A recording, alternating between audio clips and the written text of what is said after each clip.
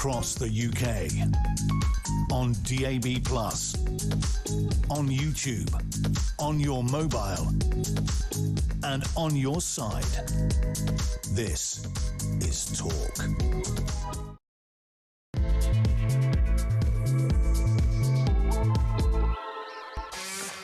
There you are. The week starts here. Good afternoon and welcome to Drive Time right here on Talk. Stand by for 3 powerhouse hours of news, views and topical debate. I'm your host, Kevin O'Sullivan, and I'll be with you all the way to 7 o'clock. Get stuck in, get on the phone and call me on 0344 499 1000. Lots to talk about today. Or you can WhatsApp voice note me on the same number and I promise to play your message out. It is Monday, June the 15th. Here's what's coming up. There's another one of Donald Trump's everlasting Middle East peace deals that will last about 24 hours if we're lucky. 2-tier Kias trying to look tough, seizing Russian shadow ships in a bid to persuade us that his gormless government can in any way defend the nation, which it can't, and Starmer retreats into his comfort zone, banning basic freedoms like the freedom of parents to decide whether their kids can use social media. Typical socialist thinking. Let the almighty sacred state raise Britain's children, not parents, not mums and dads. Do you support mother government's latest tyrannical nannied state diktat? Banning kids from using social media? What's going on, folks? 0344 499 1000. But while all this is going on, the migrant crisis continues apace and is now escalating alarmingly. Now we learn that, according to an Oxford University report, more than 108,000 failed asylum seekers are still here. 26,000 of them still in the UK, a decade or more after being refused permission to stay. What is the point of turning down asylum applications if they're just ignored, if that decision is just ignored and the applicant remains in the country? They just shrug their shoulders, stay, apply again. What is the point of this?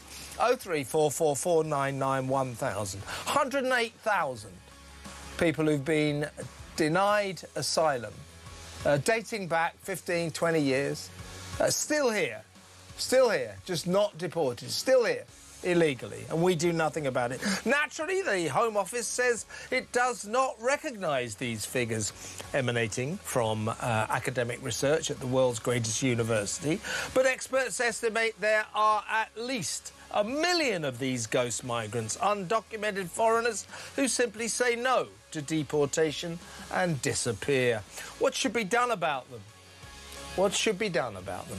0344 499 1000. Also on today's action-packed show, Nigel Farage and Reform UK declare war on Britain's anti-white racist 2-tier society. Are they right?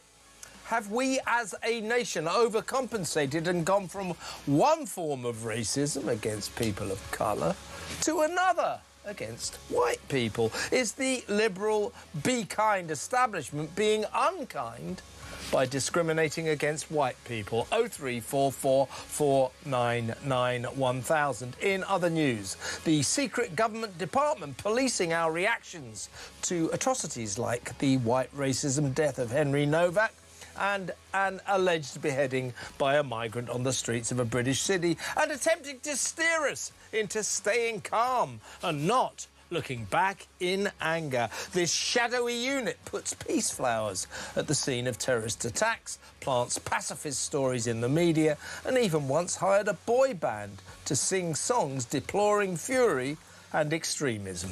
Its mission?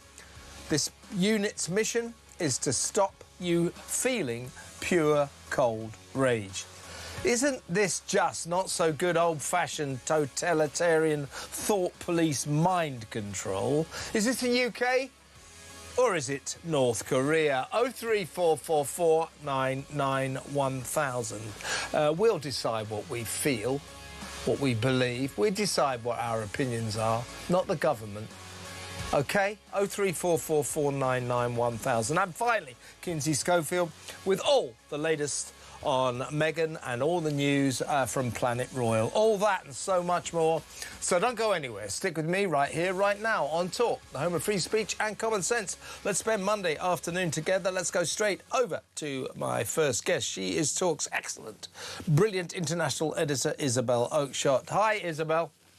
Good afternoon, Kev. How are you? I'm very, very well. Good to have you back on the show. I need to ask you a question. You're a parent. I'll get to whether or not you agree with a social media ban by the government for under 16s in just a little minute. I don't, by the way. I don't think it's any of the government's business, but we'll get your thoughts on that in a moment. But what I want to get your take on first is this. Starmer, OK, you know, ridiculously in that socialist way. This is his legacy. He knows he's going. He wants to be remembered as the man who banned something. Typical socialist. I banned social media! Oh, well done, Keir. What a contribution to our cultural history that was. A restriction on our freedom. Well done, Prime Minister, the temporary Prime Minister that we have at the moment anyway. But, OK, so he's doing that.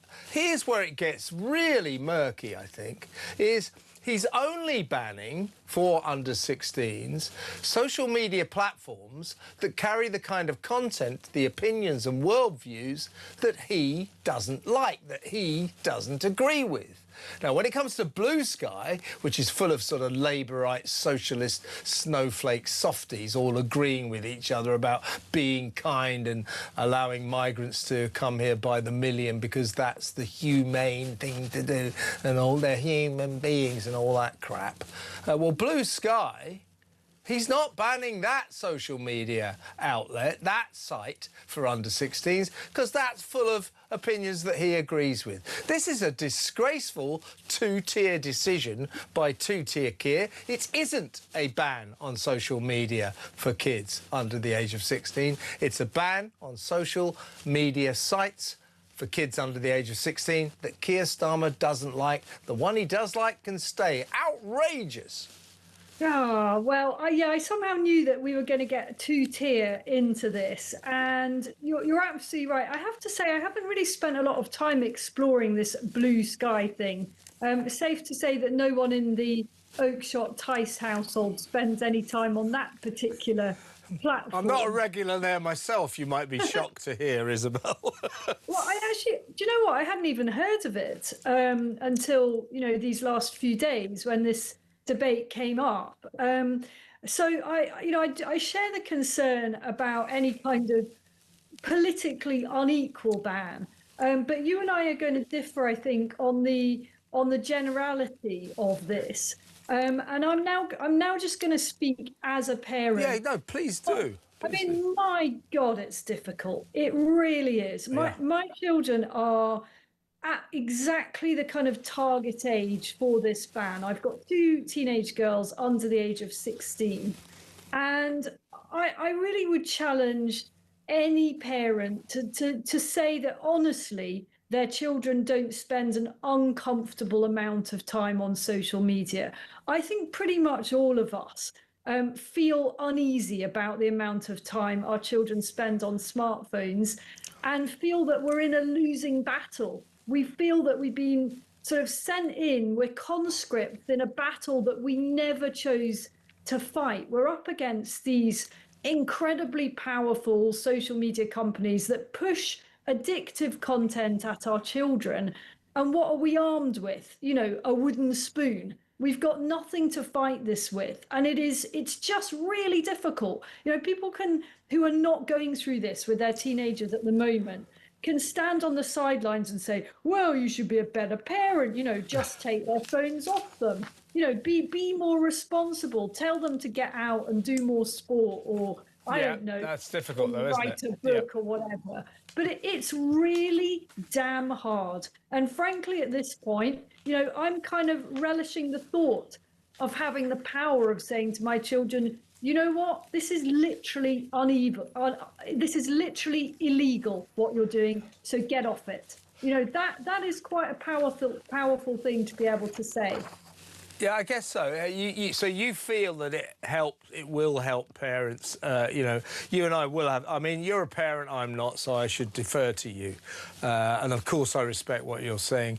But philosophically, I don't think this is a decision for governments. This is a decision for parents. This feeds into the socialist worldview that it is mother government, it is the state that raises children.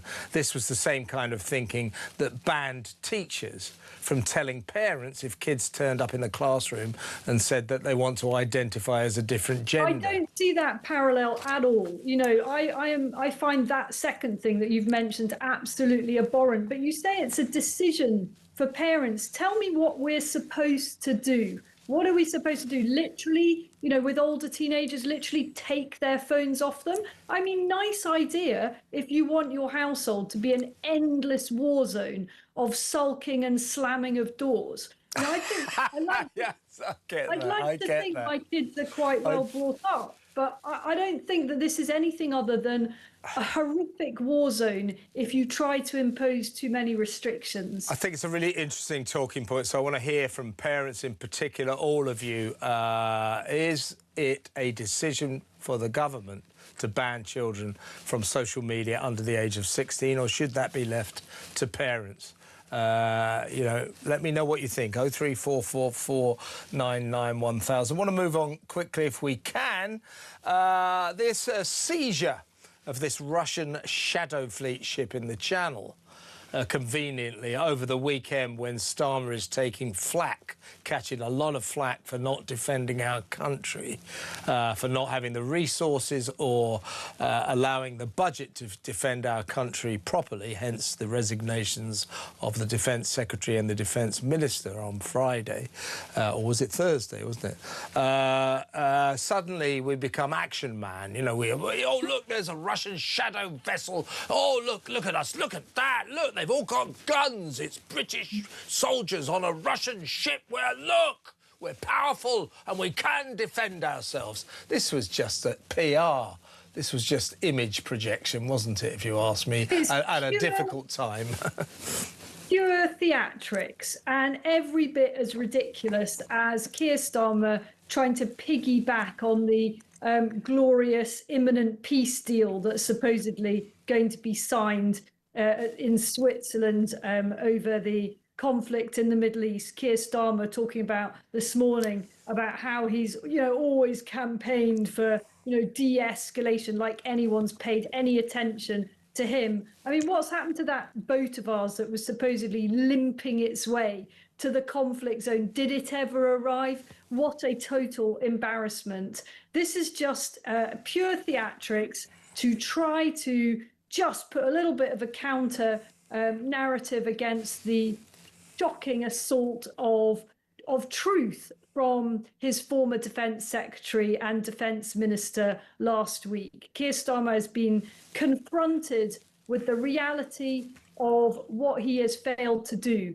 as Prime Minister, and now he's trying to pretend otherwise, and I don't think anyone's buying it. Yeah, just a quick factoid note on all of this. Dan Jarvis has been told, the new Defence Secretary, bearing in mind that John Healey and Al Cairns resigned because they said we need £28 billion for the bare minimum to fund defence of this nation and in any way even loosely get close to our NATO requirements. We need 28 billion. Dan Jarvis, a good man, but clearly a patsy, has been told you get by on 13.5 billion and don't complain. That's where we're going. So that's the situation. Keir Starmer trying to show us he's tough. Look at us raiding ships. We are not defended properly, and he's not going to give any more money to defend us properly. And that is a scandal. Can I also get a couple more stories I want to get you? I've got to get you on this. I mean, we're talking, we're worried, of course, if Andy Burnham wins the Makerfield by-election, and let's face it, with Rupert Lowe in town, he's likely to do that. Thanks very much, Rupert. We will get Burnham as Prime Minister. Literally within a couple of months, already it's clear he's going to move immediately. He gets into the Commons. He's going to start defenestrating Keir Starmer. Not a moment too soon. Guess who he's lining up? This is serious. After that, it is very possible, very highly likely, in fact, that our next Chancellor of the Exchequer, under Andy Burnham, Prime Minister Andy Burnham, could be crazy Ed Miliband. I mean, that is... I mean, you laugh. If you didn't laugh, you didn't laugh if you'd cry. But, I mean, this is serious. This is serious. It's really serious. I mean, I was sort of gulping as you said that, because there are a number of characters who could be installed into number 11, and none of them represent good news for any of us, do they?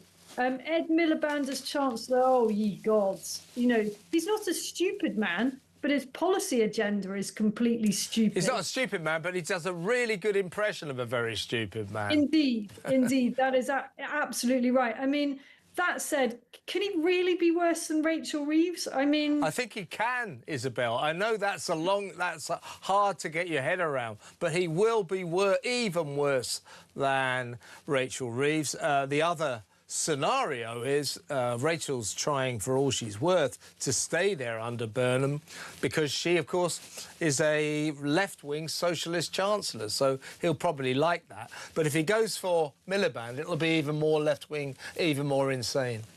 Yeah, I mean, there's no way. I hope I'm not proved very swiftly wrong, but I would be incredibly surprised if Burnham would keep Keir Starmer's Chancellor in position. That just won't work, will it? He will have promised that job to one or probably more than one person, and I very much doubt that person is Rachel Reeves. I mean, she's not going to... You know, her support for Andy Burnham is not really going to be pivotal in what happens potentially as soon as Friday. In what, you know, I think events are going to move extremely fast at the end of this week. If Burnham wins, of course, it's still possible that there's an upset. But, you know, if he wins, then he's going to try to railroad himself into number 10 without a contest. He's going to try a kind of overwhelming display of force, political force, just to get into that top job. And you know what? I just find it all quite strange to observe. You know, as somebody that has observed Burnham since before he was even a junior minister in the Labour years, in the Blair Brown years. I mean, I really like the guy. Maybe you and I have had this discussion before, Kev, but he's not A-list. He's a B-list at best politician. He is of the kind of Sadiq Khan caliber. You know, someone that you're left thinking, is this really the best that we've got for these incredible jobs? For Prime Minister of our country, is this it? You know, this also ran who tried and failed at least once, possibly twice, to become Labour leader before. It didn't work. Again, I say it, really nice guy, much more human than Keir Starmer, relatable, decent. But I look for more in my leaders than that, don't you? Yeah, one of these down-to-earth northerners who went to Cambridge University. I always like them, don't you? Not enough. Now, let me just ask you a last question. This is about non-crime hate incidents that the government tried to con us they'd actually cancelled. They haven't. They've just told police forces to be much more selective about how many non-crime hate incidents they write down, which means they'll carry on writing down thousands. You just know it. This is the story. This proves why they should be banned. A mother... police logged a non-crime hate incident. So this woman, a mother, was lodged for a hate incident recorded by the police because she failed to call her daughter, who had decided she was a bloke, you know, one of these dysmorphic kids, I'm trapped in the wrong body. So she gave herself a new, you know, transgender name. And the mum, you know, who after all had named her at birth, chose to carry on calling her daughter the name she'd given her at birth. And for that, the daughter reported her to the police, and the police wrote her down for a non-crime transphobic hate incident, refusing to call her daughter by the name her daughter had decided to call herself, having decided that she's not a woman, she's a man, even though she is a biological woman. This is why hate crime incidents, non-crime hate incidents, should not be recorded. This is outrageous. That is absolutely grotesque. It is like that is Orwellian, worse than Orwellian. I mean, what a tragic household, what a tragic family.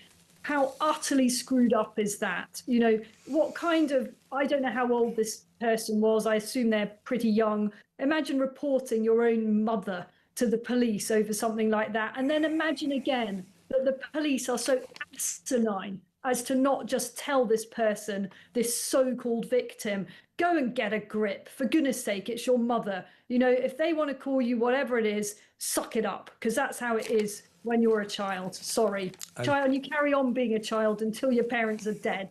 That's how it is. Yeah, and this kid will grow out of it in about 3 months, so don't be so ridiculous, you coppers. But then again, that's what you do now, isn't it? You spend your entire lives being ridiculous. Isabel, great to have you back on the show. See you very soon.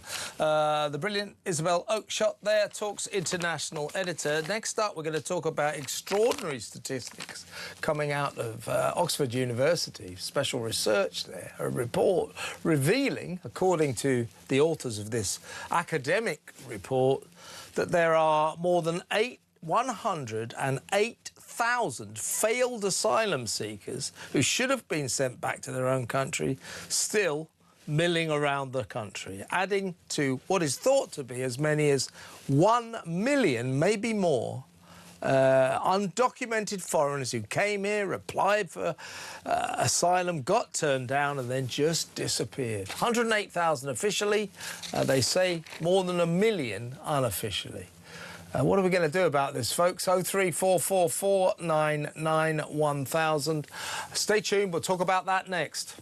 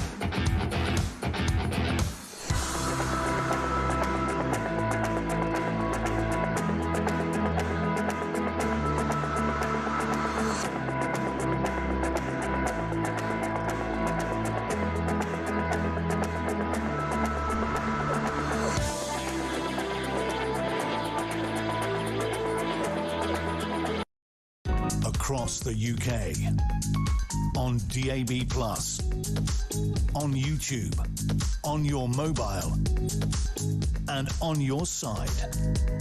This is Talk. Welcome back. Let's talk about, well, shall we say, our hidden migrant crisis. Extraordinary figures, statistics coming out of Oxford University, an academic report revealing that there are more than 100,000, more than 108,000 actually, failed asylum seekers still in the country. Many of them were declined asylum between 2010, most of them between 2010 and 2024, and they're still here. Why haven't they been deported? Civil servants do not tell us their version of how many refuseniks ignored their asylum failures and never leave. They won't tell us, but they do say at the Home Office they don't recognise these figures emanating from Oxford University. Well, they look pretty good to me.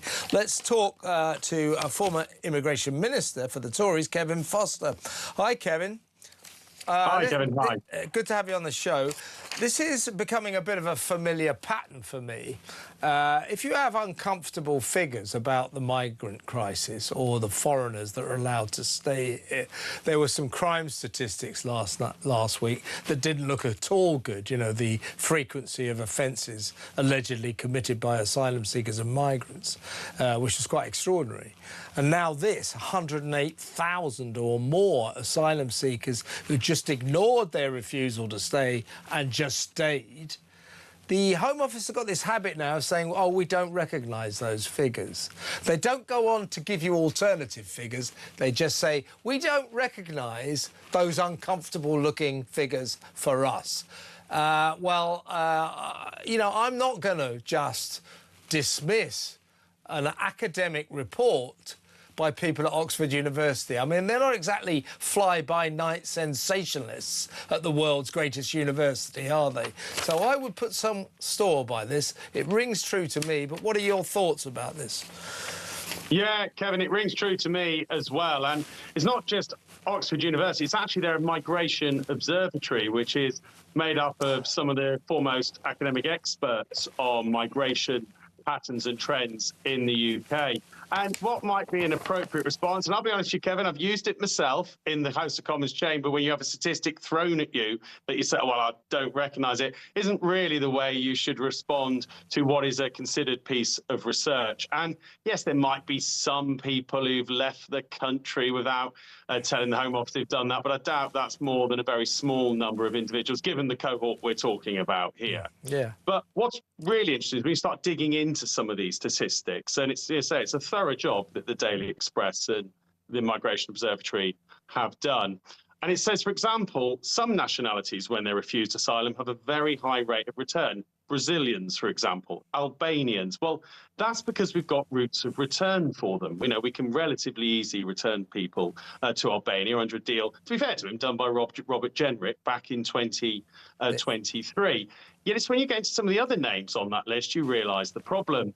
Iran, Iraq, Turkey, particularly Iran, most of us can work out that at the moment, given we're the United States, one of the closest allies of the United States, that Tehran is not going to probably be very cooperative with enforcing our immigration rules by accepting returns. And it all points back to this issue we regularly discuss, that, you know, what do you do with someone who's come over from France? France won't take them back. We don't want them here. But where you've either got a policy or a realistic block, you know, we couldn't at the moment realistically persuade Iran to take immigration returns. So what do you do with that person?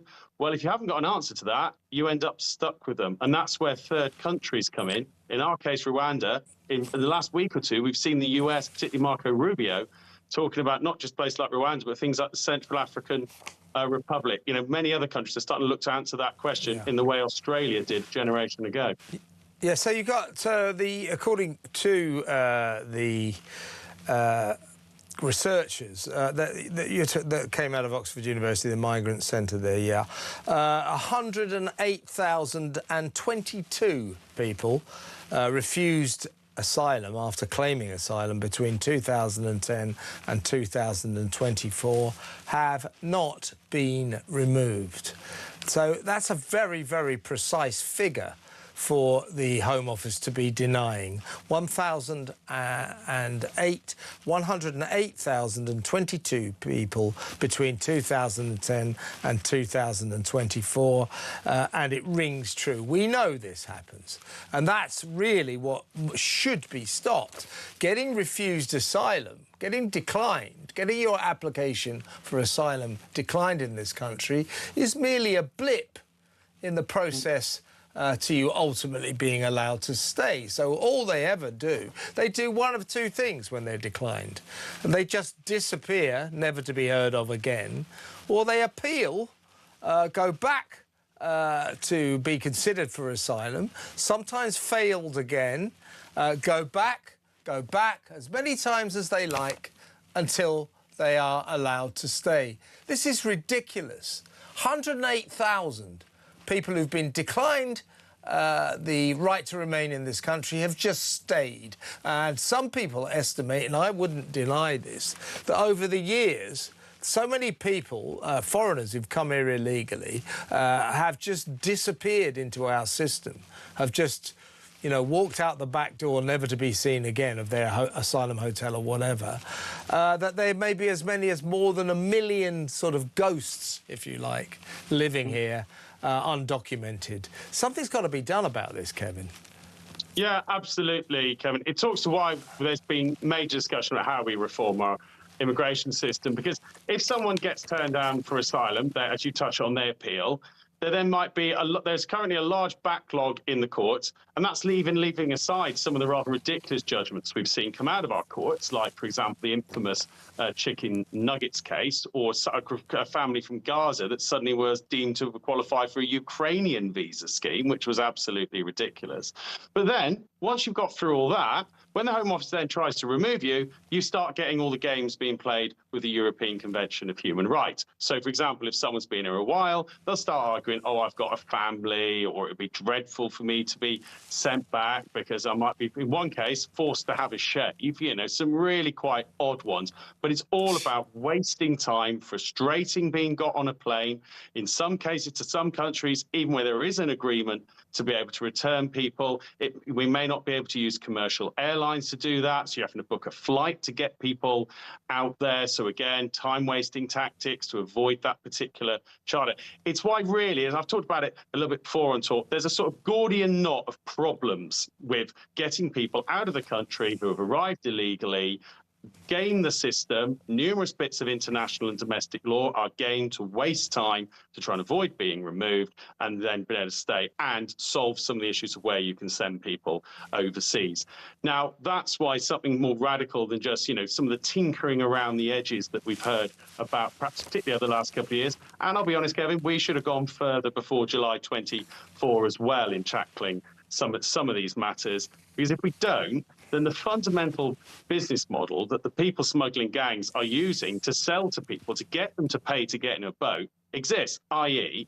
that if you pay to get in a boat, the UK government will struggle to get rid of you if you're from a range of countries where we don't have an easy route of return.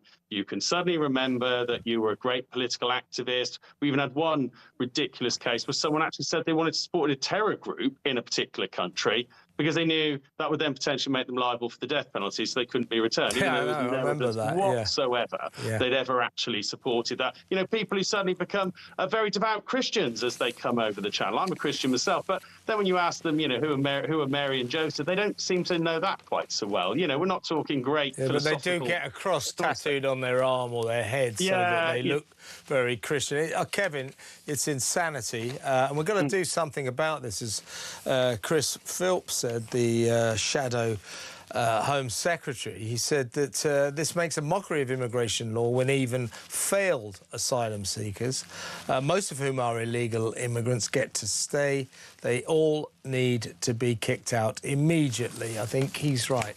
Kevin, great to have you on the show, as always. Thanks for coming on. That's Kevin Foster, former Immigration Minister. What do you think? What are we going to do? 108,000 or more, maybe 1 million of these people who just come here, apply for asylum, we say no, so they go, oh, yeah, well, I'm staying anyway.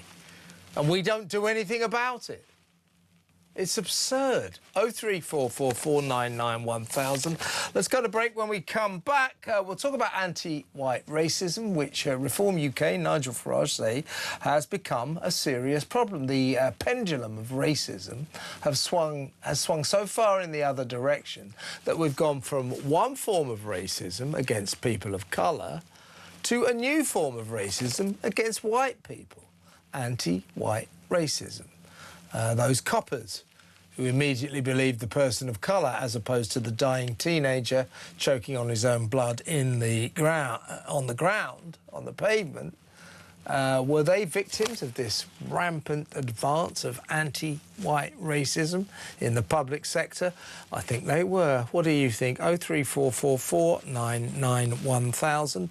We'll talk about the scourge of anti-white racism and discrimination against white people next. Stay where you are.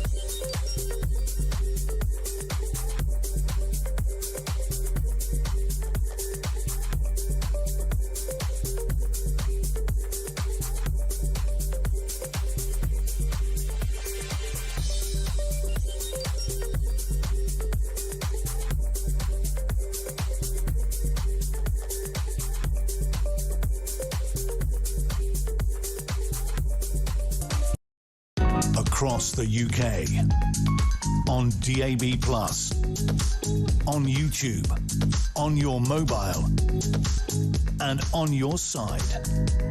This is Talk.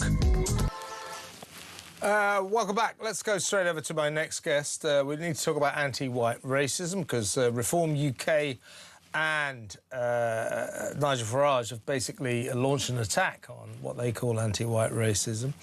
By the way, in a little while I have to read you all the candidates from the Makerfield by-election because we're elliptically referring to it throughout the show, so I better do that in just a minute. But first, let's get Rakib Ahsan, Dr. Rakib Ahsan's take on this, social policy analyst, of course.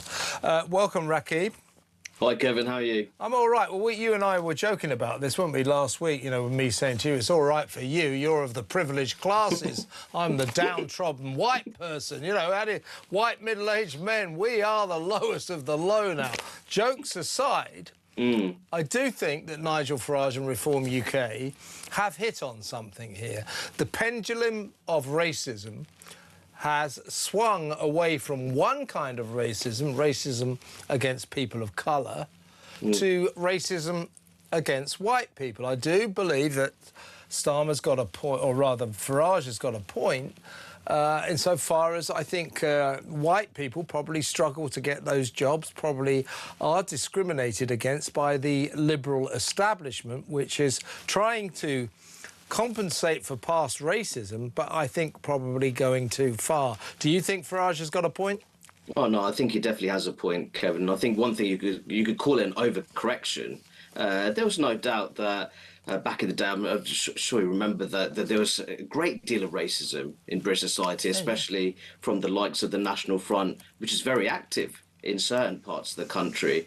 But I think that over time that we introduced robust anti-discrimination protections on the grounds of race, ethnicity and religion in an effort to ultimately strengthen equality of opportunity in our society. But I think over time, I do think the pendulum has swung too far in the other direction. And I think worryingly, especially when it comes to matters of law and order, I just feel that golden principle of equality before the law, it's been undermined over time. And I think that when you look in other areas of life, especially work, when you look at those kind of initiatives which seem to be ultimately targeting minorities in terms of ultimately treating them as those beneficiaries of preferential treatment for certain roles. I think we saw that case with the Royal Air Force for example. And I think that under this sort of new racial politics, the white working class men in particular don't fare very well at all. When it comes to those kind of initiatives. So I do think that Nigel Farage is onto something here when talking about how you could call it almost as anti-white racism has become embedded in many of our state-run institutions. Yeah, Farage has been talking about the toxic ideology of diversity. And he's right. I mean, diversity, in essence, is a good thing. It's a good idea. But we've turned it into the state religion to the extent that it dominates everything. And it doesn't actually denote diversity. It denotes a kind of favoritism towards one section of society and against the section of society that used to traditionally run the show. That, of course, is white, innate British citizens, you know. And so it's gone too far. A strange sight yesterday on Sky News I was watching, you know, Suella Braverman, the former Home Secretary, woman of colour, you know, being berated for her view that there's a problem about prejudice against white people, being berated on Sky News. How can you say this? In other words, this is one of these taboo discussions that the government don't want us to have. It's what everyone is thinking, but they daren't bring up in public, in polite society. Farage has done it for us, and you might call it, he's declared war on what you might call progressive prejudices from the liberal establishment. So they're so progressive that they're now favouring one group, people of colour, over white people.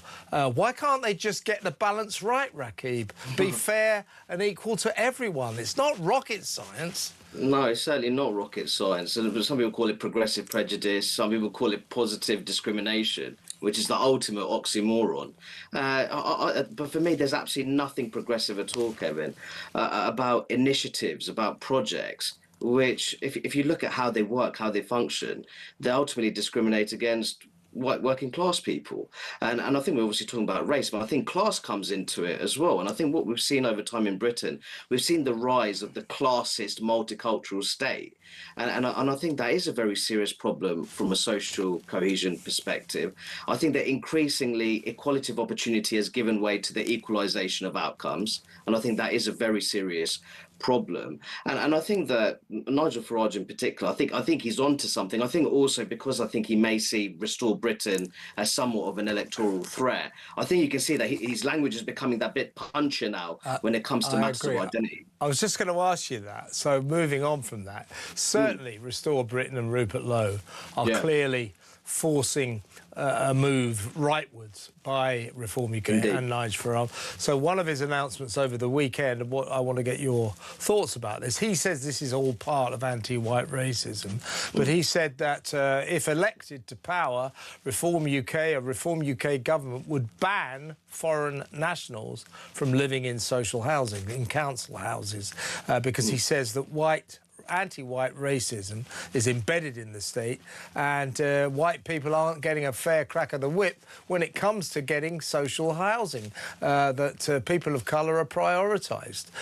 What do you think about banning foreign nationals from living in social housing? Well, I think that ultimately we have to have an immigration system. Well, we were meant to have a post-Brexit immigration system which ultimately prioritised the brightest and the best across the world. That's clearly not the case. That has not materialised. And I think that you want newcomers who arrive in Britain to be financially independent. You certainly don't want relatively new migrants relying on social housing. And I think that when you look at how the council housing works in terms of allocation, I think too much of it is focused on need, when really I think we need to be prioritising nationality, specifically British nationality, and people with strong local connections.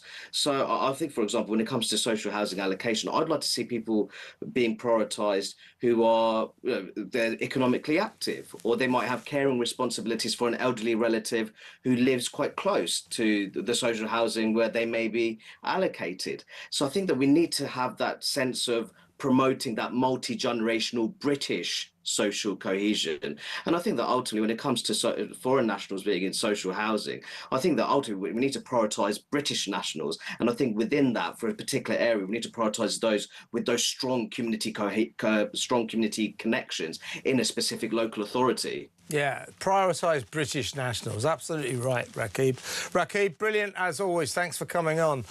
Social policy analyst Dr. Rakib Ahsan saying that Nigel Farage, in his attack on anti-white racism, which he now says is embedded in the state, white kids, white middle-aged men in particular, they find it very hard to get by, to get jobs, to get employed.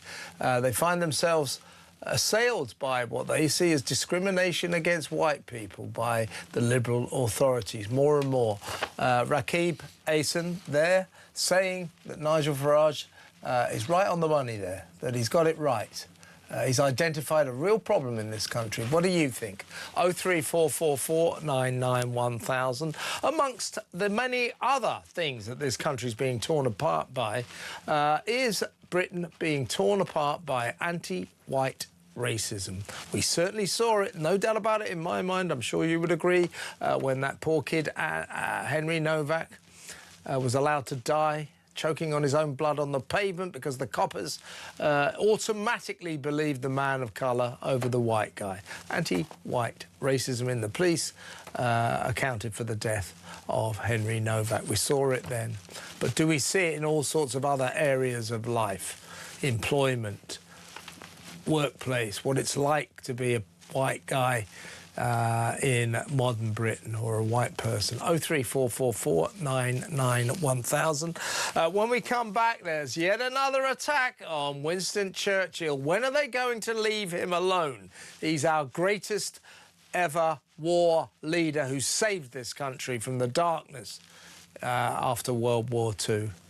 He saved this country, and yet the great and the good attack him constantly. There's another attack on him, this time by the National Portrait Gallery. We'll talk about that next. Stick around.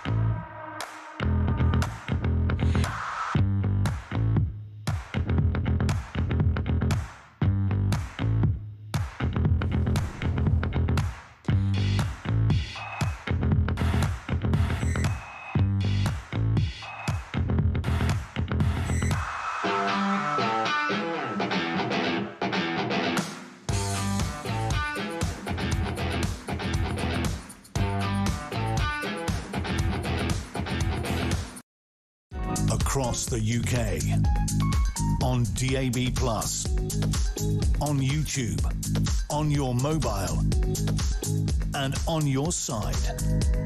This is Talk. Welcome back. Now, we're going to talk about Winston Churchill.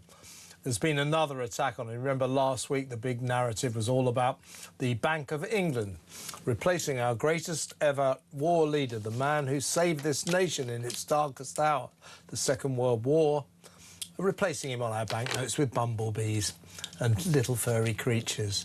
No serious nation does that. Why are we doing this? Why are we attacking our greatest leader of the 20th century, one of our greatest leaders of all time? There's a new attack on him. We'll talk about that with my next guest. He's senior fellow at the New Culture Forum, but he's also a historian and an expert on Winston Churchill. Welcome to Rafe Heidel-Mankoo. Hi, Rafe. Great to be with you, Kev. Always a pleasure. Now, the National Portrait Gallery is having a display, a historical display to do with British history. Churchill is in it, and next to this display there's a 40-minute voiceover film criticising a number of our national leaders and claiming that Winston Churchill deliberately starved Indians to death. That accusation relates to the Bengal famine of 1943, a lethal food shortage caused by natural disasters and exacerbated by local mismanagement and wartime supply problems. The idea that Winston Churchill sat around, I mean, he was a man of his time. He had attitudes and opinions that don't gel with modern outlooks. But the idea that he sat around and said, right, let's deliberately starve millions of Indians, that's for the birds. It's not true, is it? No, I mean, this artist should stick to trying to improve her artistic talents rather than involve herself in historical subjects which she knows nothing about. You know, this accusation that Churchill caused the Bengal famine, this is a modern myth. It only really emerged in 2010. So you would have thought if he actually had been responsible for all of this, you would have had Indian experts talking about this in the 50s, 60s, 70s, 80s, 90s. No, it's a modern fabrication. It was created by a woman called Mukherjee, who wrote a book in 2010 called Churchill's Secret War. She's a journalist. She is not a trained historian, and she makes these outrageous claims. And it took a Nobel laureate economist, Amartya Sen, who's India's foremost authority on famine, to completely dismiss her case altogether. And then one of the most famous economists also in India, Thirukana Roy, has also demolished all of her arguments. And yet, for some reason, because we're in this condition right now, people continue to believe this completely nonsensical myth. The truth about the Bengal famine is very simple. There was a cyclone that hit Bengal in 1942 and destroyed the crops. At the same time, they were suffering from their worst ever rice epidemic, which also destroyed the crops. Now, normally during a famine, they would import grain from neighboring countries like Burma, Malaya, Philippines, and Thailand. But you know what? We were in the middle of the Second World War, and the Japanese, against whom we were fighting, they controlled those areas, so we couldn't go there. In addition, the Japanese had bombed Indian ports and destroyed grain there. And then shipping grain in was also hugely dangerous because Japanese ships and submarines were blockading the Bay of Bengal. And on top of that, local Indian businessmen were basically hoarding grain because they wanted the price to go up with inflation. So they weren't actually distributing the grain. And then local politicians were actually incompetent. And it's the delays that they had there that also exacerbated the condition.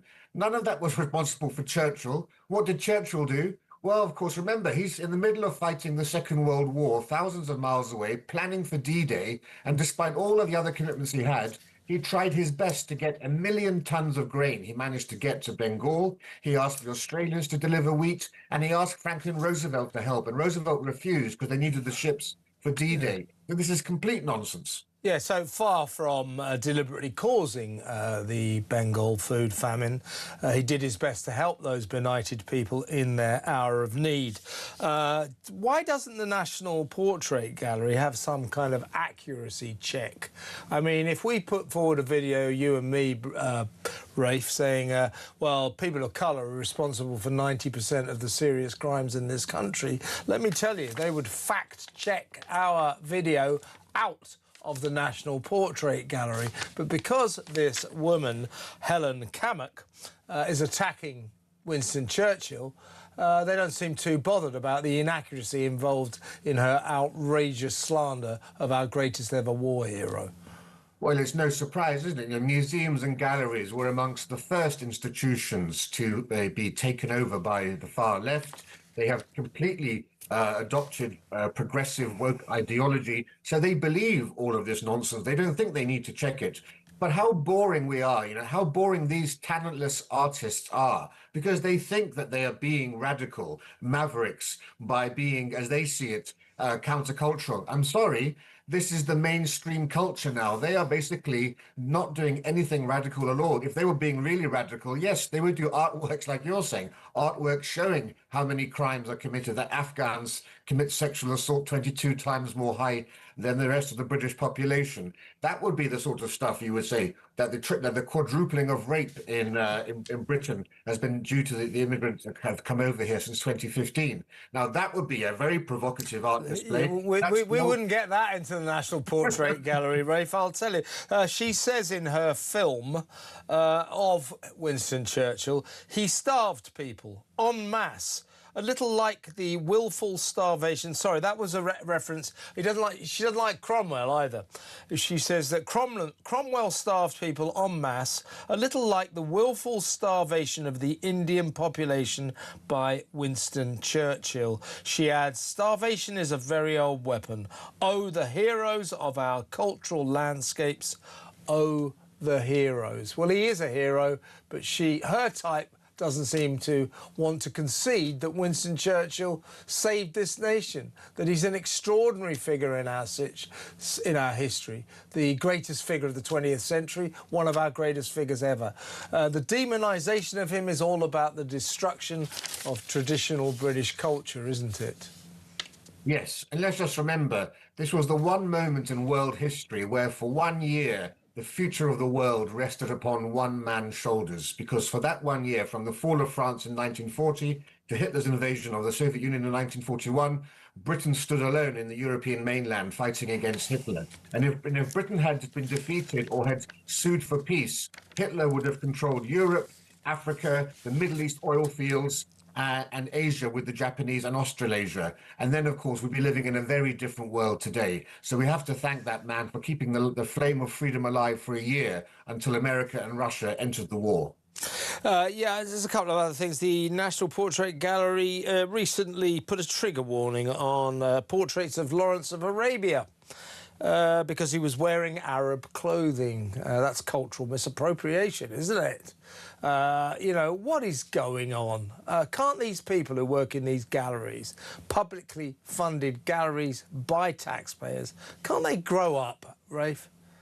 Well, you put your finger on it. These are publicly funded. And we had 14 years of Conservative rule, and they should have said, we're going to stop your funding until you actually bring some balance back into our galleries and our museums. And it's everywhere. I went to the Bank of England Museum. They have a permanent display on slavery. This sickness, this anti-British sickness, it's no surprise that amongst British youth, pride in being British in 2004 was 81%.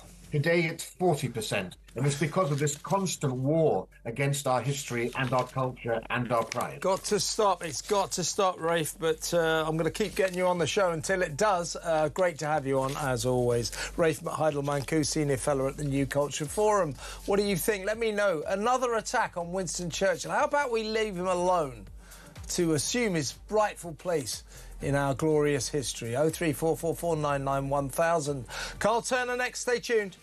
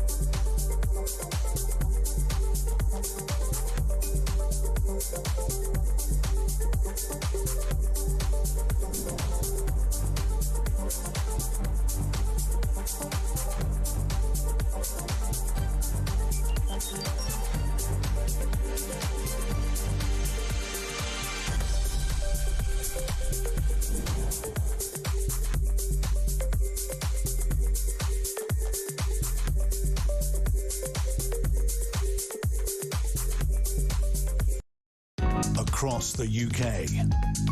On DAB+, on YouTube, on your mobile, and on your side.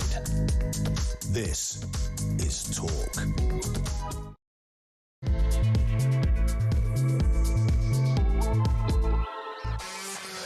Now, in that first hour of electric broadcasting, we referred or alluded to the Makerfield by-election several times, and no doubt will in this hour as well, particularly with my next guest, who's Carl Turner, Independent MP for Kingston and upon Hull East. Before we get to Carl, because of broadcasting rules, I have to read out all the candidates in that by-election, which is set for later this week. Here we go. Jake Austin, Liberal Democrats, Count Bimface Party, Andy Burnham, the Labour Party, Dan Clark, the Libertarian Party, John Dyer, Independent, Ed Gemmell, Climate Party, Paul Gould, Independent, Alan Howling, Lord Hope, the official monster raving loony party, Robert Kenyon, Reform UK, Robert Pownall, Protect the Wild, Rebecca Shepherd, Restore Britain, Sarah Wakefield, Green Party, Peter Ward, Rejoin EU, and Michael Winstanley, the Conservative Party. After that list, I'll probably have to impose it on you again later on in the show. Very important, these rules, you know, you're not allowed to make up your own mind. Right, let's go over to my next guest. He is, as I say, the Independent MP for Kingston upon Hull East, but of course, until recently, the Labour MP for that great constituency, currently suspended for daring to speak his own mind. We can't have that in two-tier Keir's Labour Party, can we? Warm welcome to Carl Turner. Hello, Carl. Good evening, Kevin. It's always good to be with you. Great to have you on the show. Now, you and I sort of finished the week last week towards the end of my show on Friday, alluding to the troubles of Keir Starmer following the resignations of Defence Secretary John Healey and Defence Minister Al Carnes. I want you to go back to that. I mean, that was a massive blow to Starmer's continuation as Prime Minister, to his credibility. He's going to have a lot of trouble talking his way out of this because Healey and Carnes' standpoint was, look, you kind of promised us £28 billion so that we can honour our commitment on defence spending to NATO. And Rachel Reed's offered me £10 billion. That's nowhere near enough. And we're now hearing, Carl, that the replacement, Dan Jarvis, good man, former military man, and I'm sure he's just trying to do his duty to a Labour government he's trying to support, but he's been offered £13.5 billion. Now, we all know that's not enough. And so these statistics, which put our nation at risk, will continue to undermine our Prime Minister, won't they? Absolutely spot on. Your analysis, Kevin, is absolutely on the money. That's the reality of the situation. And I think Dan Jarvis's position now is untenable. The reality is he's coming to the job. The job can't be done because the former Defence Secretary and everybody else who's got an interest in defence, who consider themselves and the world considers them to be an expert, have said that it needs just shy of 30 billion quid as almost immediate injection. So the reality is, I think Dan's position is now untenable as a result of the settlement that he's obviously had to concede to. It's a real problem. What's the mood, Carl, at Westminster among the Labour MPs that you must still be in touch with? Just generally, though, I mean, this is a Prime Minister clearly now with the ascendancy of Andy Burnham. Andy looks as if he's going to win that by-election next week. This is a Prime Minister on his last legs. And there were stories over the weekend saying that increasing numbers of people in the senior echelons of the Labour Party are getting a little bit fed up with this guy, acting as if he's going to stay, that he's somehow going to fight for his position to remain as the Prime Minister of this country. He's not going to. And this kind of performative self-delusion on his part isn't helping anyone, particularly our government. Well, again, I think you've hit the nail on the head. But the trouble is, Andy Burnham's not a Member of Parliament yet. We expect him to become an MP on Thursday, but at the minute he's not. And if Burnham doesn't win, then Starmer has got an incredibly good chance of staying as PM. Why? Because I think the membership of the party would probably prefer him to West Streeting. That's where I think we'd end up. And that would be catastrophic for the country, because the truth is the Prime Minister has lost any authority that he ever had left in the last few weeks. It's gone, it's finished, it's over. There is no authority. Stuff that has become flagship policy of the Labour Party and the Labour government under Keir Starmer is not able to get through. The thing that speaks to me is the jury stuff. That has got no chance of coming back. It should have been back in the first week of June. I speak to the Leader of the House of Commons. I say, when's it coming? He says, your guess is as good as mine. It ain't coming. And the reason is there's too many of us who are saying we're not going to support it. So Keir Starmer's done, he's finished. And I'm sorry about it, because he was a pal of mine. And I think we are probably still a bit, but the reality is he's finished as a Prime Minister because his authority is completely gone. Do you believe, Carl, I know that you're friends with Andy Burnham, and, let's be fair to Andy here. In my view, despite the fact that I think he may end up being more left-wing than Starmer, you might like that, I'm not that keen on that, it's not the point. Andy does speak human, he can relate to people, and I think that will be an improvement. I think he understands humanity better than Keir Starmer, so that will be an improvement. But do you feel politically that Burnham is the man to be our next Prime Minister? Does he really have the bandwidth for it? Or is he, as the papers keep telling us, way too radical, way too left-wing to do this job sensibly? Because that's what's happened to Starmer. For better or for worse, he's been steered down a certain radical path by his left-wing backbenchers, and he has bowed to ideology and neglected, or has had to, continues to have to ignore, if you like, the harsh realities of governing a country. Do you think Burnham might be even worse in terms of being an ideological left-wing Prime Minister? Well, there's a couple of things there, Kevin. The first thing is this. It doesn't matter whether he's right or left. The truth is, he at least believes in something, and I'm not sure Keir Starmer believes in anything. That's the first problem Keir's got. Yep. The second point is Keir Starmer could never take the Parliamentary Labour Party with him on anything, because what he would do, he would dictate, this is happening, if you don't like it, get on your bike. And the truth is, when you've got 400 plus members of Parliament, some of them are like me, say, well, I'll tell you what, then I'll get on my bike here. And that is the problem he had. Burnham will take the Parliamentary Labour Party with him, I think, in a way that Keir Starmer never could. Now, I do have concerns and reservations about Andy, and this is my concern, which I've discussed directly with him.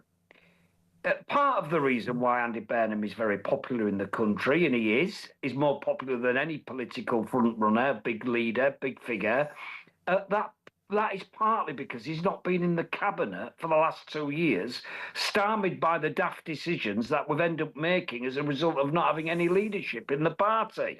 So he's got a bit of popularity, but my concern, and I've said it to him, is you can soon lose that popularity by jumping to the tune of all sorts of factions in the Parliamentary Labour Party. So I will guide him against that, and I think he'll listen. That's part of the problem we have. We can't be too radical on anything, because we must stick rigidly to what we promised in the manifesto, right? Because if you don't, Kevin, you have to go to the country. If it's a completely new mandate he's looking for, in terms of the policy that's already existing, then the country must have a say in that. So we have to be a bit cautious. Yeah. Now, Andy, there are indications in the press over the weekend. By the way, you're talking about the potential for swift unpopularity on Andy Burnham's part. Andrew Neil wrote a piece at the weekend saying he'd better get used to that. The way things are going, it'll take about 2 months, and he might be even more unpopular than Keir Starmer, which is saying quite a lot. But the indications from Andy seem to be that he will go to the backbenchers of the Parliamentary Labour Party and say, give me a break. I need to take some money from welfare and I need to spend that on defence. Now, what you're indicating is you believe that these people who wouldn't give Keir Starmer the drippings of their nose may well be prepared to play ball with Andy Burnham, and they may allow him to take some money from welfare and give to defence. Do you think that might happen? Because that would be good. I think that's right. I think that's right, because there's a Labour way of doing things, right? Look, it's not very Labour when people are languishing on benefits which don't need to be on benefits. And there's a lot of that going on. There's kids not in education and training as a result of the fact that we're not investing enough. Part of the ballooning welfare benefits bill has been as a result of investing for the future of the welfare system, in the sense that we're spending more on trying to get people into employment. Now, look, some people tend to be on benefits when in fact they don't deserve them. That's my opinion. Yeah, I agree with that, Carl. It's a bit of a sweeping statement, and I sound a bit like Ian Duncan Smith. But the reality is, people who can graft should be out there grafting. It's no good saying I'm 28 years. I met a kid in the surgery today. I had a special appointment in the surgery in the constituency office. Yeah. He won't mind me mentioning it, because I said I'm going to be doing some media today. I might mention your situation. He said, yeah, fine. This lad's 28. He's on benefits as a result of ADHD and anxiety. Now, I've got sympathy for people with mental health. I've been there myself. But this lad has never had a job. Never had a job. He's 28 years of age. He left school at 16. He's never grafted. He said to me, I've had jobs where I've been paid cash in hand, but I've never had a proper job. Well, there's no wonder Kevin is suffering from anxiety. That's the truth. Because if you get up in the morning and graft, and you've got a purpose, and you've got a plan for the day and then for the rest of the week, you aren't feeling anxious and depressed and needing intervention from the NHS. So that's the stuff we need to mend. So there is a Labour way, but I'm afraid to say we do have to address the big issues as well, and we cannot keep doing what we've been doing. And listen, this is not Labour. This is the previous Tory government as well. Make no mistake. We've got to address the stuff that's been going wrong in this country for the last 15, 18, probably 25 years. And maybe address, Carl, whether or not anxiety and ADHD are a cause for lifelong unemployment. They're just not. We've got to raise the bar. It's too easy to get benefits, quite clearly. Going in and, I mean, the ridiculous thing, they're giving people who are depressed or have got anxiety, they're giving them free cars on our welfare system. Why do you need a car if you're depressed or you've got anxiety? It is nonsense. It's nonsense. Let me ask you this. Let's move on to the social media ban. Personally, I'm against the government banning social media for under 16s. I understand the concerns. It's a nightmare for parents, but I think it's a parent's job, not the government's job. That notwithstanding, Carl, perhaps you can let me know where you do stand on this. Do you think it's a good idea that government do this or not? But more to the point, do you think it's policeable? Do you think that the kids are going to get round this, just like they are in Australia? So Keir Starmer's going to go around saying, it's my legacy. I banned social media for under 16s. Well, you didn't really. He's not really going to ban social media for under 16s. They're still going to get onto the social media. We know that. We know what kids are like. So it's all a bit performative, I think, in my view. Well, I think to a degree it is. Look, I'm not a tech expert. I've got to tell you, I had to Google VPN. I didn't know what one was, Frank. I just didn't have a clue. But I found out what it was, and I think that's the type of thing that needs to be policed. But when this was first kicking off, this debate, Catherine McKinnell, a very well-respected Labour MP, who was a former minister up to this recent reshuffle, was the one I was speaking with about it, because she was sort of spearheading the campaign in the parliamentary party. I told her that I was completely and utterly against the idea of banning social media for kids under 16. And that's speaking with some experience, because my daughter's 10 and she's on the thing a lot more often than I'd want her to be. But I was opposed to it until I started to look a bit further. My concern, though, Kevin, is what you've said again, because how on earth do we police this thing? It's no good pretending you're going to ban it when kids can get round it. That's what this is now, Carl. It's a pretense. Everybody knows kids are going to get round this in their droves. They just will, just like they are in Australia. Look, Kevin, honestly, if I give my iPhone to my daughter, she's 10, she can do whatever I need to do on it. Yeah, I know that thing. Said, I gave her it the other day because I needed to do something with a spreadsheet. She did it in about 30 seconds. It took me an hour and a half. It's terrible. The kids are clever at this stuff, right? Yeah. They're going to get round it. So that's my concern. Let's not do stuff which is merely performative. Yeah. Let's look at what we can do to regulate it where the industry comes with us on it rather than just saying blanket ban and actually nobody's banned at all. That's the problem, I think. And we've got to get past this. Obviously, there's a lot of dangers lurking on social media for kids. I get that. But there's also a lot of good things. And bear in mind, for better or for worse, kids are locked into this stuff now. I saw an interview with a little girl, bright girl, probably about 12 years old. And she was asked, they said, how long did you spend on social media over the weekend? She said, about 9 hours. And the interviewer said, and what will you do when you're banned from social media? She said, stare at the wall. Got to think about this. It's not that simple, Carl. But listen, really good to have you on the show. It's a pleasure, always. Thank you for coming on. The great Carl Turner, the independent MP for Kingston upon Hull East, former Labour, currently suspended for speaking his own mind, as he did then. Now, next up, I'm very pleased to say we'll be joined by Reform UK's, they like to call it opposition spokesman on the Treasury, kind of opposition spokesman, opposition chancellor. They're not technically, but they like to call it that. So he is Reform UK's Treasury spokesman, the mooted next Chancellor of the Exchequer, Robert Jenrick. So I'm looking forward to talk to him. I need to talk to him about what's going on in Makerfield. Will Rupert Lowe really land us with Andy Burnham? That next. Stay tuned.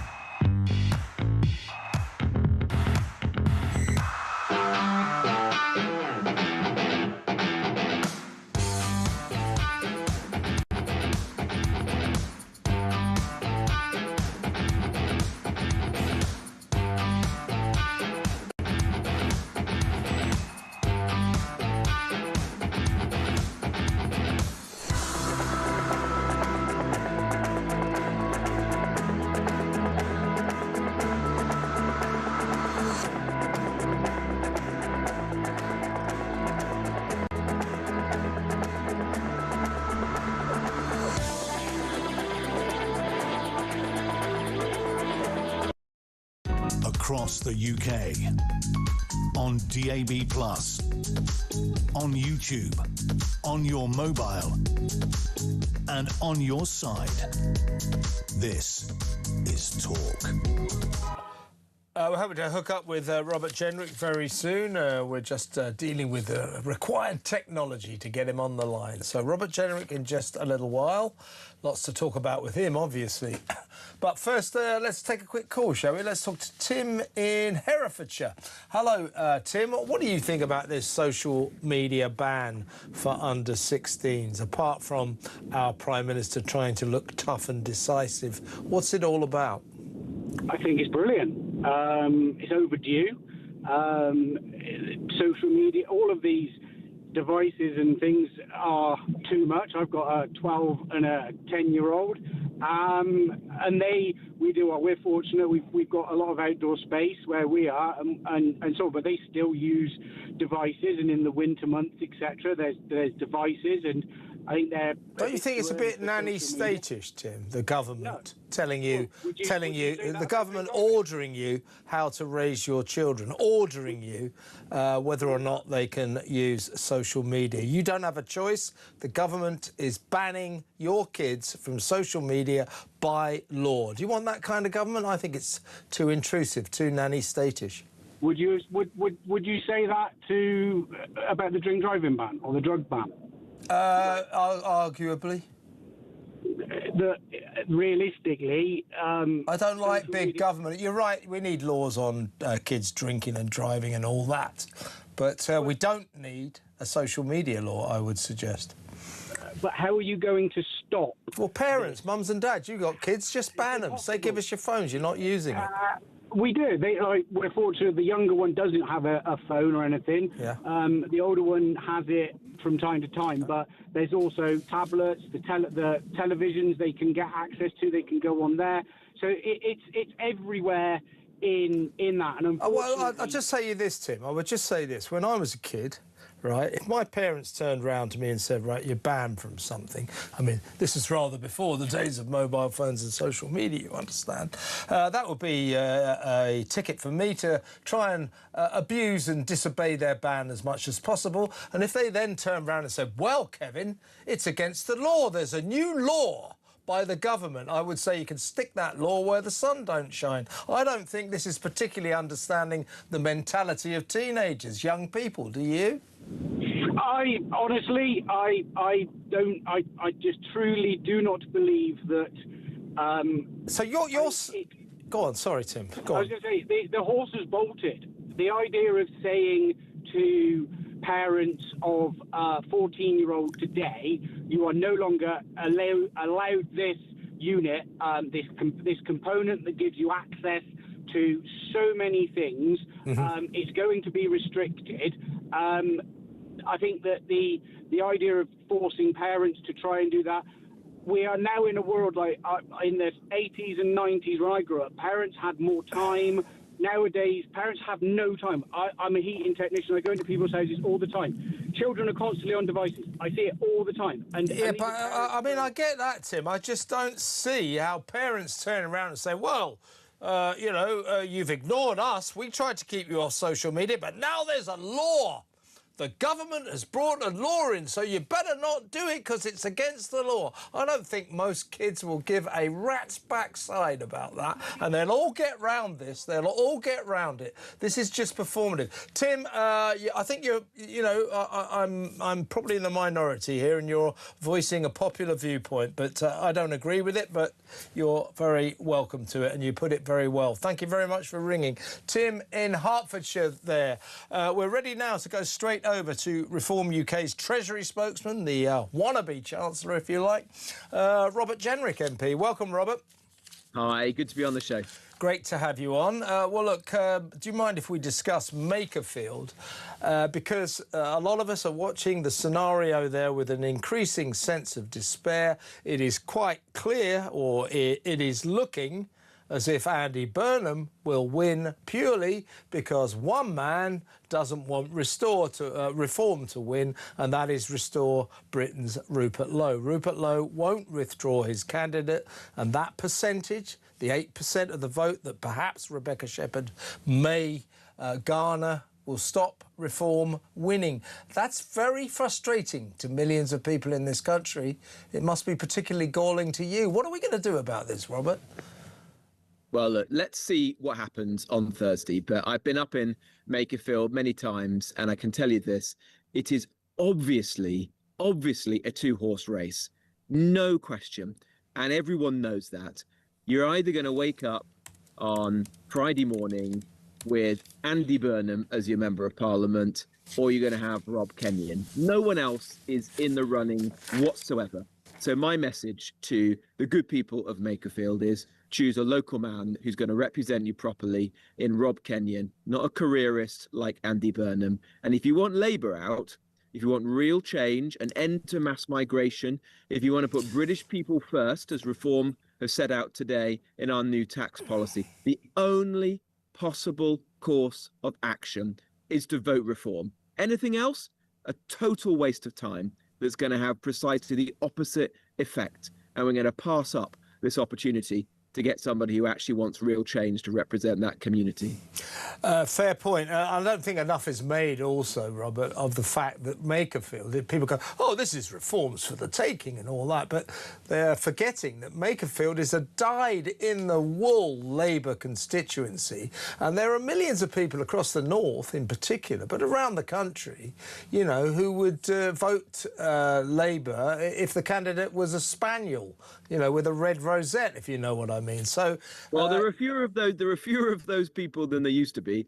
Look, I represent an area in North Nottinghamshire, and people used to say that where I represent as well, and it's changed a lot. But you're right to say that it's not easy in Makerfield. Nigel was very clear on that from the outset. He said we'd throw the kitchen sink at it, but he acknowledged that it was going to be tough, particularly with Andy Burnham as the candidate, who's obviously very well known up there. He's been the mayor for years, and he was the neighbouring Member of Parliament. But it doesn't change the fundamental point that anyone who wants change, who wants to end mass migration, who wants to get control of our borders, who wants to put the interests of British people first, has to vote Reform. A vote for Restore, in this context, total waste of time. It is a two-horse race. That's very clear. Now, I want to get on to your pet project of today, the Employment's National Insurance scandal, and, of course, Angela Rayner's Workers' Rights Bill, her accursed Workers' Rights Bill. We'll get on to that in just a second, but I wanted to get your take on what Nigel Farage is launching, and I saw Suella Braverman on Sky News doing the media round yesterday. You know, a woman of colour, former Home Secretary, sitting there, but you've worked with her closely, of course, sitting there saying, you know, there is a problem in this country and it's anti-white racism. I think we saw it, allegedly, with the death of poor Henry Novak. And now Nigel Farage and Reform UK are saying, listen, this is embedded in our sort of liberal establishment state. This is embedding into your chances of social equality, your chances of getting a job. And in other words, the racism pendulum has gone from racism against one type of person, people of colour, to racism against another type of person, white people. I think Nigel Farage is right. We've got a problem, haven't we? We have. Look, we've got a big problem, and we see it now in so many different aspects of our lives, in the way that government departments recruit, in the way that universities choose who their students can be, and obviously in the police. And the case of poor Henry Novak brought that home to everyone. I do not believe that that young man would have died in the way that he did, that degrading death where the police officers refused to believe that he'd been stabbed. They handcuffed him, handcuffed his dying hands as he literally bled to death if he had been an ethnic minority. He was treated in that way because those officers had had it drilled into them that they should respond in a different way, where they put the accusation of racism against objectivity, good judgment, and common sense. The pendulum has swung completely in the opposite direction, and now we do have increasing evidence of anti-white racism, and Reform is the only major party that is willing to acknowledge that. Labour Party, Conservative Party will not face up to what is actually happening in our communities, and that is why we need Nigel as our Prime Minister and a Reform government, so we can end this nonsense once and for all, and return our country to the simple British principle of equality before the law, where everyone is treated the same, irrespective of the colour of their skin. That's all we're asking for. Yeah, it's not rocket science, isn't it? Just treat everybody absolutely equally. But Nigel Farage has zoned in on one area where he says anti-white racism is prevailing, and that is the allocation of social housing. He says that too many migrants, asylum seekers have been given precedence over white British citizens, and that has to stop. And to wit, he is saying that a reform government will ban foreign nationals from social housing, from getting council houses altogether. Do you fear that's going too far, or explain why that is a good idea? It's just a matter of basic fairness. Look, social housing should be reserved for British citizens. We all know that it is in scarce supply. There are long waiting lists in my constituency and everywhere in the country. We should be ensuring that that goes to people who are actually Brits. And we want to give priority amongst Brits to military veterans, to long-standing residents, to women who are the victims of domestic abuse. Those are the sorts of people who should be given precedence when it comes to doling out social housing, not people who only just arrived in the UK. And some of the examples that we're seeing are now utterly absurd and infuriating. Let me give you one. I came across this example of the First Lady of Sierra Leone, who lives in the presidential palace in Sierra Leone, and seems to have all sorts of other properties around the world as well. Goodness knows how she pays for them. Having a council flat worth £500,000 in Southwark. And the council there hadn't done anything to boot her out. They have now, as a result of me raising it and writing to them. But imagine how people feel who are paying their taxes, who cannot get social housing, Brits, when they hear examples like that. Well, enough is enough. A reform government is going to have a very simple policy. You'll only be able to get a council house if you are a British citizen. And if you're currently living in one and you're not a British citizen, then you'll be given 3 months to leave that property and find alternative accommodation in the private sector. And if you don't meet our economic test, you'll be out of the country, back home to where you came from. That is a simple question of fairness being restored to the system at long last. Excellent. Now, let's talk about what you've been discussing throughout today. Reform UK will reverse, you posted this on Twitter. It's lucky you're over 16, by the way, otherwise, you'd be breaking the law being on that platform. Reform UK will reverse Reeves's disastrous rise in the rate of employers' national insurance. We'll do this for British workers only. We will fund this by introducing the Employer Migrant Labour Levy.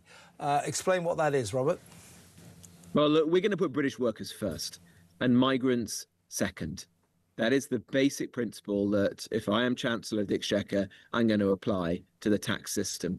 So that means an end to the decades of some employers reaching for the easy lever of foreign labour, bringing people in from overseas, undercutting the wages of British workers and leaving millions of our citizens on the scrap heap, languishing on benefits, costing us an absolute fortune. So for the very first time, we're going to create two different taxes. For Brits, we're going to reduce the cost for businesses to employ them. And for migrants, we're going to increase them, create a very clear incentive for British businesses to do the right and patriotic thing and employ local Brits. And it means that those people who are not British, look, businesses will have to decide whether they should keep them on and keep them in this country. And this will work with our very robust migration policies, which are going to do the same thing.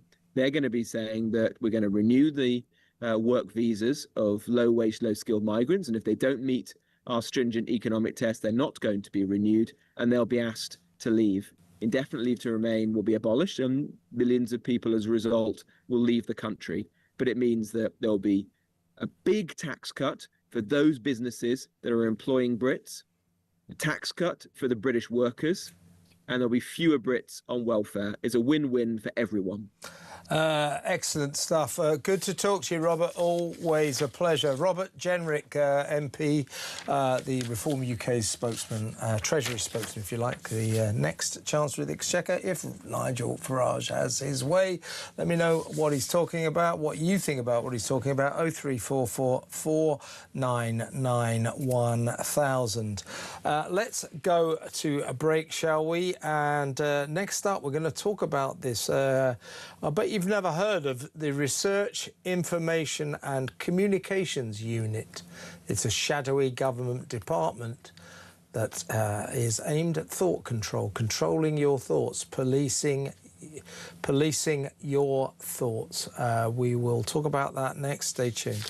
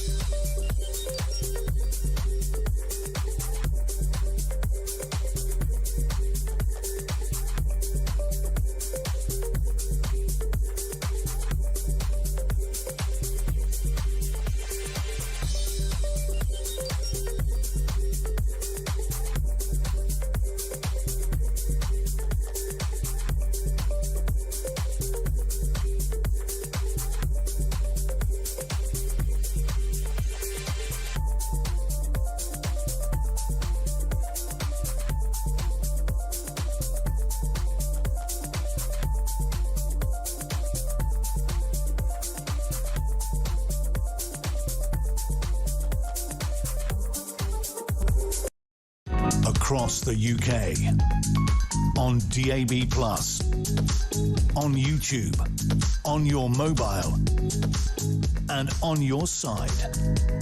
This is Talk. Welcome back. Let's go straight over to my next guest, Philip Kisley, Senior Fellow at the New Culture Forum. Welcome, Philip. Hi, Kev. How you doing? All right. I'm OK. I bet you'd never heard of the Research, Information and Communications Unit, had you? Well, we know about them now, thanks to our friends at the Mail on Sunday. Big spread in the paper. This is a shadowy government thought control unit. This is the department, the secret department, whose job it is to make sure that we don't look back in anger when there's an atrocity, to make sure that, as they keep telling us, we stay calm after someone is nearly beheaded on our streets, or after some poor kid dies because of anti-white police racism, that kind of thing. They don't want us to get worked up. Now, this unit, the Research, Information and Communications Unit, what do they call it? RICU, is it? I don't know. That's their nickname. And now they use the dark arts to control our thoughts. Mainly, they're there to make sure that the public don't erupt in fury after a beheading or after an anti-white racism kid dies, victim of that, dies on the streets. They want to keep us calm, don't look back in anger. So what they do is for example, they put flowers around where there have been terrorist atrocities, saying peaceful messages, peace, love, love not hate, that kind of thing. They place pacifist stories in the papers, all aimed at us not being calm. Don't look back in anger. Don't be angry that some Islamist terrorist lunatic killed a bunch of kids at a pop concert. Don't be angry about that. Don't be furious that a migrant, allegedly tried to behead someone on the streets of a British city. No, no, no, be calm. You know, be calm.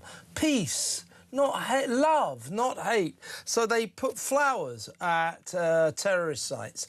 They plant stories in the press. At one point, they even hired a boy band to go round singing anti-extremist songs. This is the state's underhand way, its method of making us stay calm. So they're not content to tell us to stay calm. They use underhand dark arts to psychologically con us into staying calm. They want us to meekly tolerate the horrors we see more and more in our disintegrating society.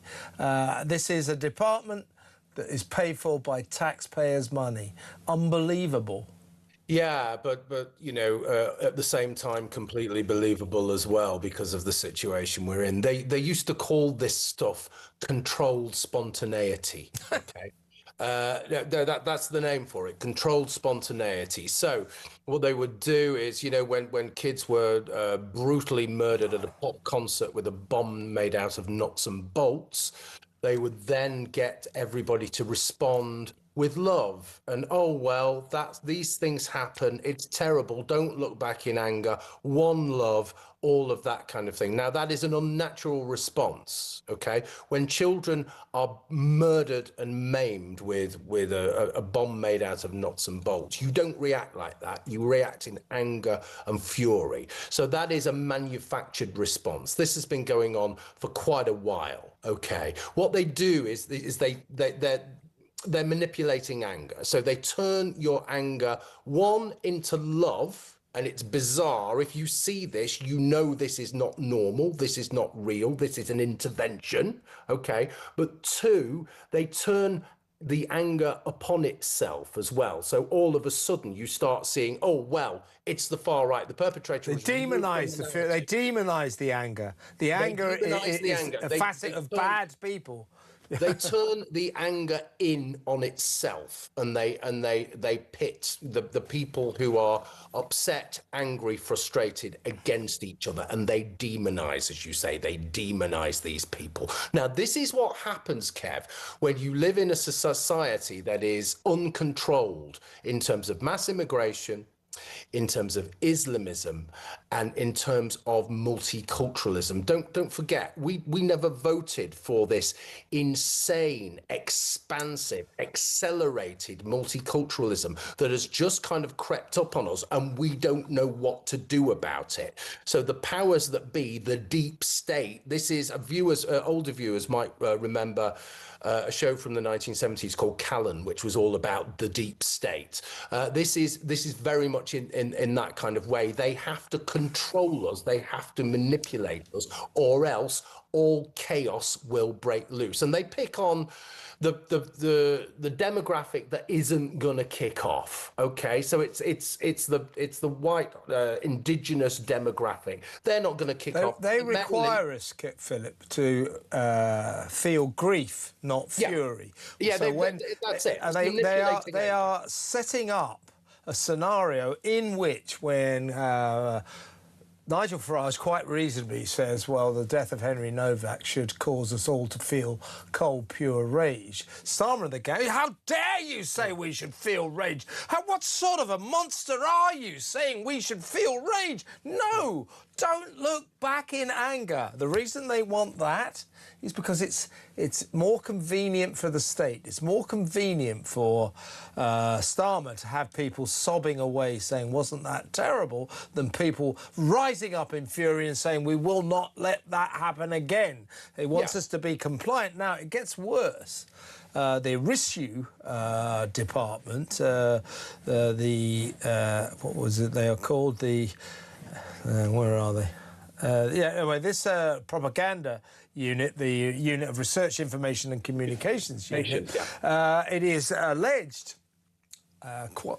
very plausibly, that every time, it is quite interesting if you look at it, every time there's a victim, the family's victim, I'm not saying in any way RISU told Henry Novak's family what to say, But what they did say is handy for the government. We don't want our son's death used as a political tool. We don't want it to be exploited politically. Please, don't react violently. Very handy for the government. Yeah. Every single time. You seem to get families saying, oh, we don't want it politicised. Please don't use our tragedy to foment social unrest and toxic riots, etc. Handy. Now, it is suggested that every single time this is our friends at RISU sort of advising the families, the bereaved families, on what to say. Pretty sinister. Well, you can imagine how it goes, can't you? So these families will have to go through a process which will be kind of, they'll have the authorities, they'll have the police, they have the judiciary, and they will have people advising them and looking after them. This will be part of the looking after process. Although you don't want any of that stuff. You don't want to politicize. God, imagine all the stuff you're going to get. You can just imagine how it goes. And this is what happens because we have warring factions in this country now. We are a balkanized state. This is a sectarian society. And so when that happens, when you have a society at war with itself, essentially at civil war, we have all the prerequisites for civil war. They're all in place. Okay, so when that happens, then the government has to become authoritarian. It has to become underhand. We are living in a kind of Chinese Communist Party type society now. This is much more like North Korea than it was like Britain 30 years ago. And there is a reason. This is North Korea. It's North Korean, this stuff. And they, of course, the government, the reason that you suspect that RISU are involved in these family statements is they're always very convenient for the government. They allow Keir Starmer and the gang to say, listen, the family said, don't rise up in anger. Don't riot. Are you going to not do what the family want? Are you going to completely ignore what they say? How can you? Do you see what I mean? So yeah. even the grief of families, bereaved families, arguably is being politically exploited by this underhand government. This is really sinister, I think. Well, it's really sinister, but there's an extra level of this, which now we know about it, okay? We know it's happening. And it's in the, that was a fantastic piece in the Mail today, a really extended, really brilliantly written piece. We know that this is going on. As I said, it has a name. It's controlled spontaneity. I've known about it for years. I didn't know the name of the department that was doing it, but I've known it was happening. So we know it's happening. They know that we know, and yet they still do it. This is how desperate they are. And this is, if you want to kind of gauge the trouble we're in as a society, you just have to think about that. And on top of that, you've got Keir Starmer now clamping down on social media use under the kind of cover of, oh, it's safeguarding and all of that, but it really isn't. So things are moving really quickly. We are moving to that totalitarian state. This is about authoritarianism. This is about control. Well, really, as you said before, you used the word sinister, and that's absolutely right. This is about mind control. Not only is it about mind control, we all know it's happening. Indeed. Listen, well said, Philip. I think you're going to be on the show tomorrow, so look forward to talking to you then. Philip Kisley there, Senior Fellow at the New Culture Forum, on this sinister government department aimed at controlling your emotions, making sure you react in the right way. Remember the nudge department during the COVID crisis to make us all terrified of getting COVID, make us all think, oh, must get vaccinated up to the hilt to save everybody else getting this disease, because I've seen the posters, everybody's dying, they look in a real state. Stop mind control. This is the thought police. This is North Korean, not British. Don't you think? This has got to stop. 03444991000. Next up, we're going to speak to our friend from The Sun, Dan King, about all the sporting events going on right now, particularly the World Cup. That next, stay tuned.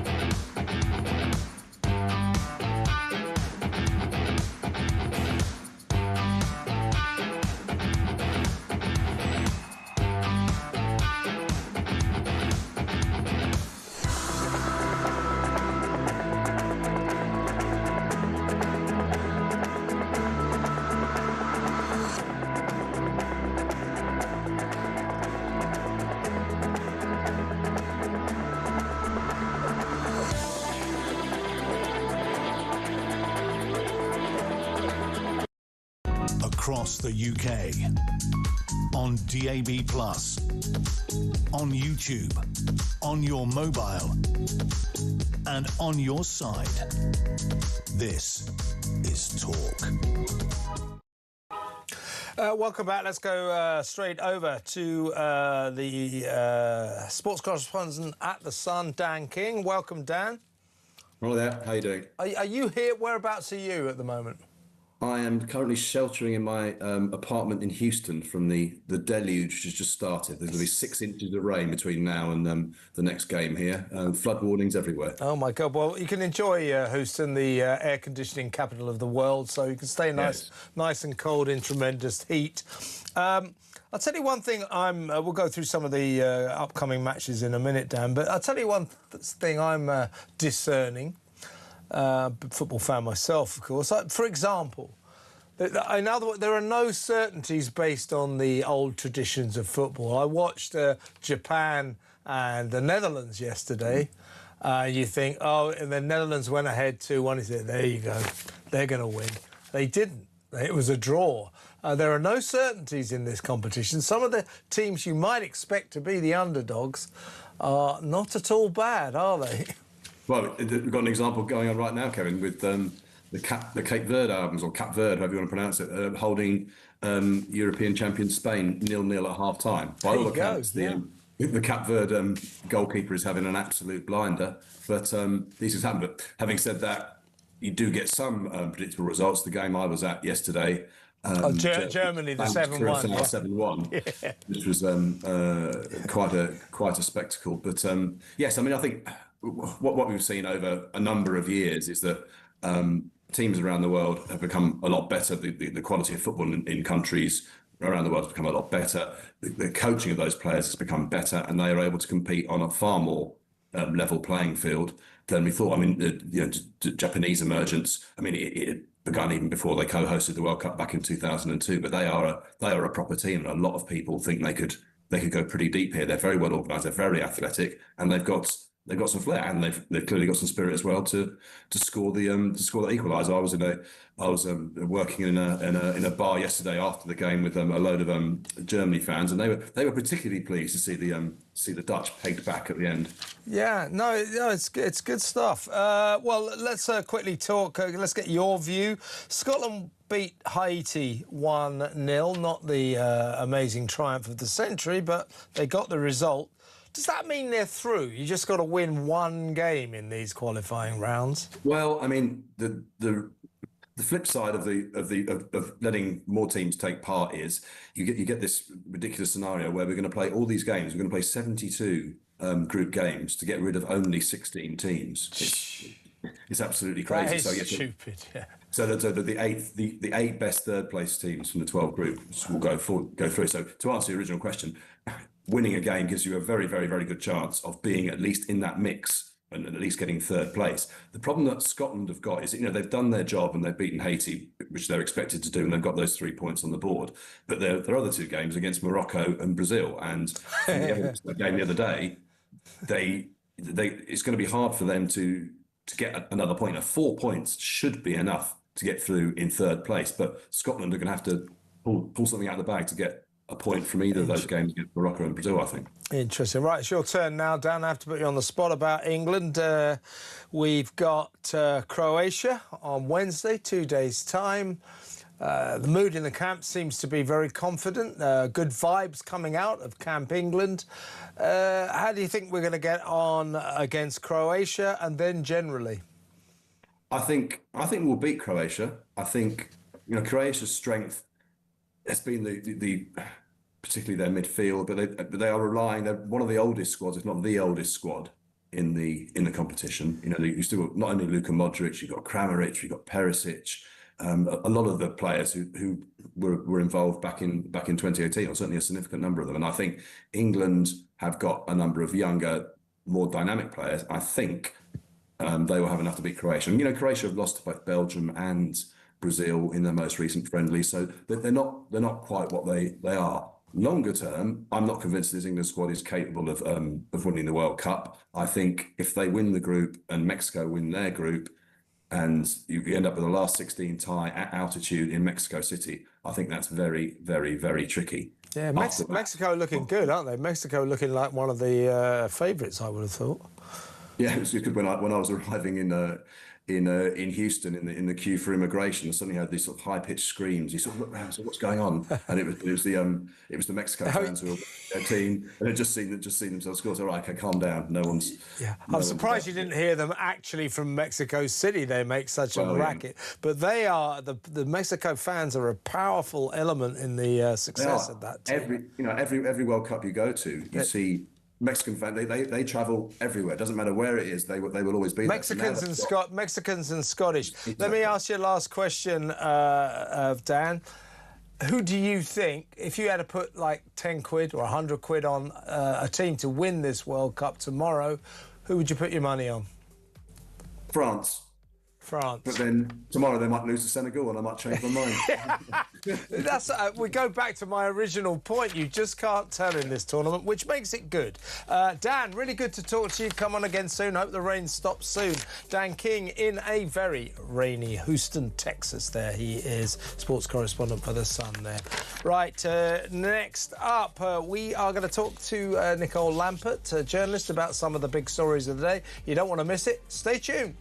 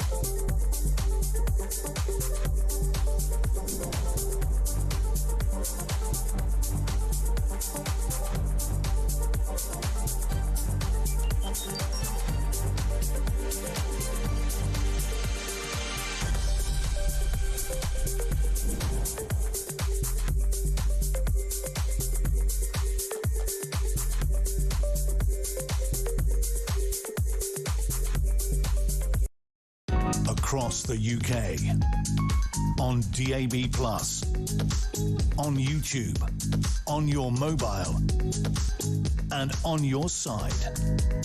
This is Talk.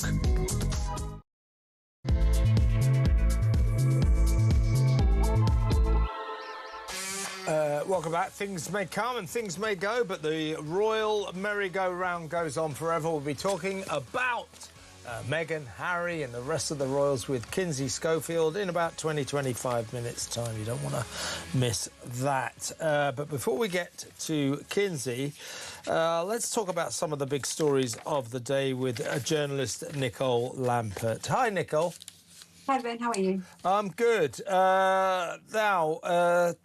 First of all, let me ask you about this. You had a really good article in the Daily Telegraph The headline was, Gary Lineker is still an obnoxious coward.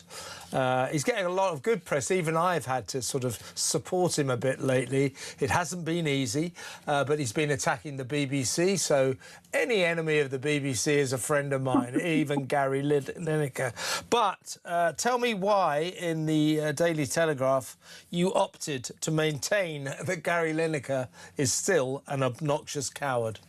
Well, he still is, isn't he, really? Even if he's attacking the BBC. It's much easier to attack the BBC from the outside. And I think that he's probably still sore that he lost his job. The piece that I wrote was really about the fact that he's not admitting to his long kind of, I suppose, spiral into conspiracy theory that ended up with him doing a rat emoji when writing about Zionists or when reposting about Zionism. And in fact, what I did say is that he's been quieter the last few weeks while he's been on the Netflix merry-go-round. Before that, he's still tweeting awful stuff, lies about Zionists, lies about Israel. So that was the tenor of my piece, really. He's still pretty hateful. And also it's quite revolting that despite being being sacked for anti-Semitism, essentially, he's finding it very easy to get other jobs. I'm not sure if there'd been racism against other people, it would have been quite so easy for him. Yeah, it's extraordinary, isn't it? I mean, what nobody seems to mention, least of all Gary himself, is that this guy, the premier sports broadcaster for the state broadcaster for the BBC for, I think it was 26 years, earning over £1 million a year, 1,300,000 a year or something, had to leave the BBC, Auntie Beeb, in disgrace after posting an clearly anti-Semitic Jew hate post on Twitter. He had to leave. He was forced to leave. He left the BBC in disgrace under an anti-Semitic cloud, and yet nobody seems to talk about that because it's only the Jews, right? Yeah, and he's, he did it because he's a humanitarian, of course, because he's such a good person. And also what's not really talked about is the fact that Instagram post was the last of a long line. He was already in disgrace and he kept going because he felt he could get away with it. And of course he thought he could get away with it because BBC. And they are just as problematic as him in many ways. Exactly right. A quick word from you. Now you're talking about the BBC. The new Director General, Matt Britton, former Google man, has come in. Obviously hasn't really got to grips with a bias in his newsroom. Doesn't seem to be doing anything about that. But he is going to cut 2,000 jobs across the board at the BBC. That's going to be pretty dramatic. I thought, they get £3.5 billion a year. Why have they got to cut all these jobs? Well, there's, like you, as a journalist, we don't want to see any journalists losing their job. Exactly. But at the same time, like you, I've been at events where there has been a cast of hundreds, if not thousands, from the BBC, for example, their Glastonbury coverage. What's been quite interesting is, and what we'll be seeing over the next few weeks, really, with the World Cup, is they have opted not to go to America, and how that compares with the kind of big showy space that ITV have got. So it's interesting that certainly the sports department have made that decision, and there will be some cost cutting. It's going to be interesting to see what difference it makes. Talking about anti-Semitism, but also on this, I think the question has to be asked whether we should still be doing things like funding BBC Arabic, BBC Persia, when people from those areas are saying that actually instead of sending out British values, Western values to these nations, we're instead imbibing their values. And certainly BBC Arabic has had a number of problems with dangerously anti-Semitic people on their shows or even working as their journalists.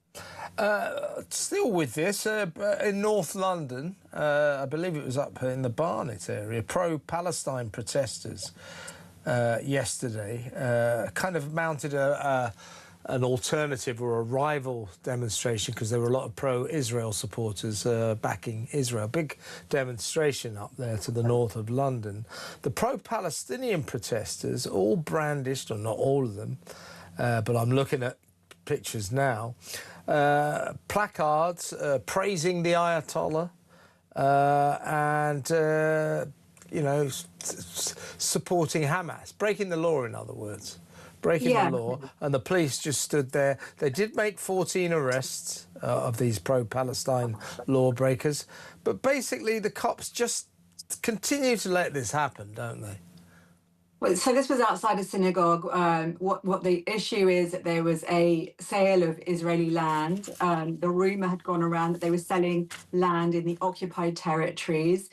This was pushed by our own MPs and by Sadiq Khan, who mentioned it several times, even though the organisers said we are only selling property in Israel.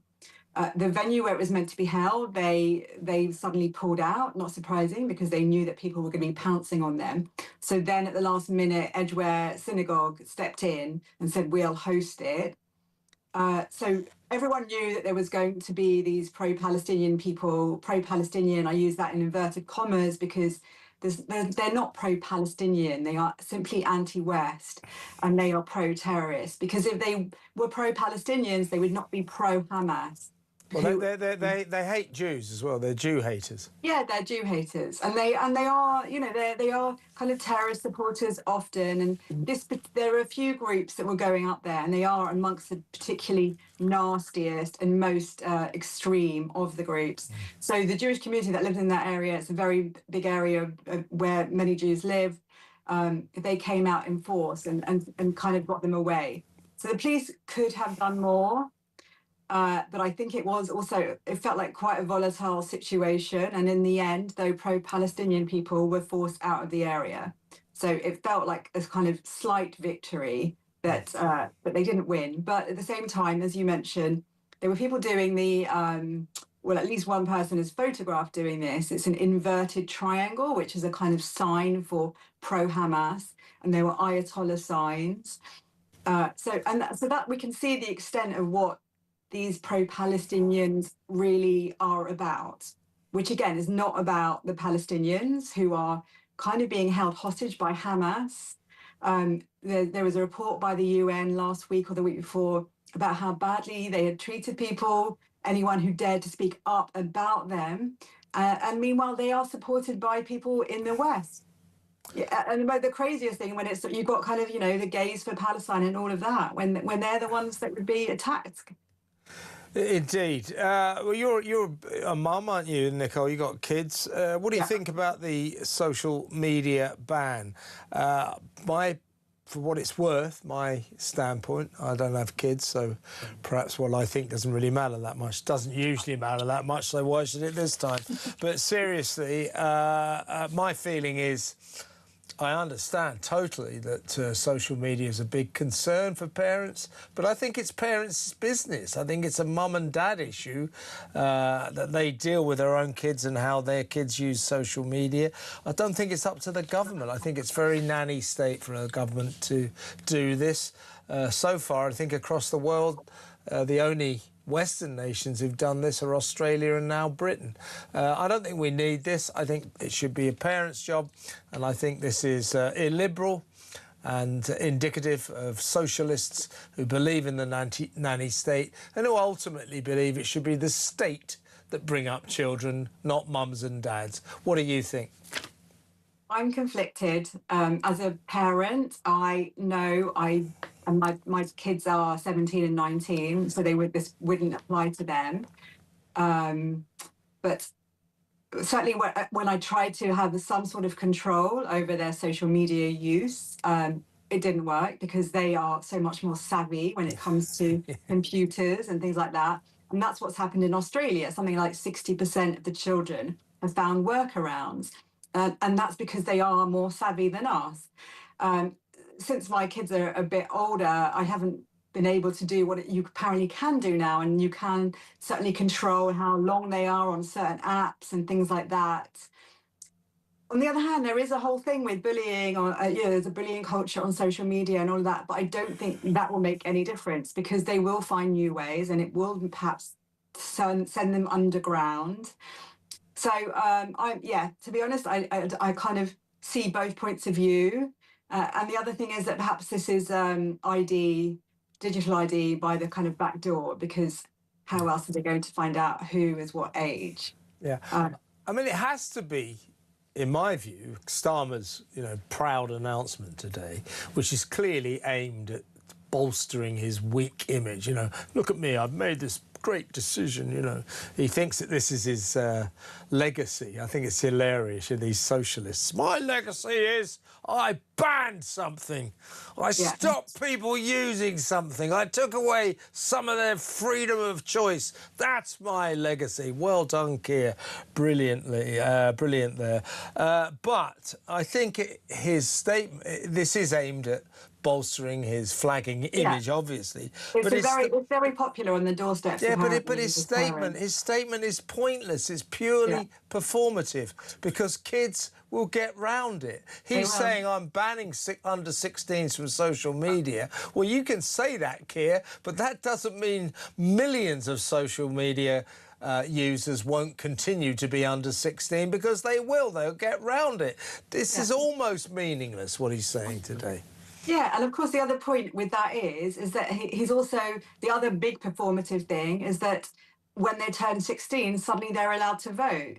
So 1 minute you're a complete child, and the next you're adult enough to know what to do and to know how to vote. It doesn't make any sense. So either they are children or they're not at the age of 16. Exactly right. Let's go back to the BBC. I should have asked you this before. It's remarkable, isn't it? You alluded to it earlier. This is the state broadcaster. We all have to give them 180 quid a year.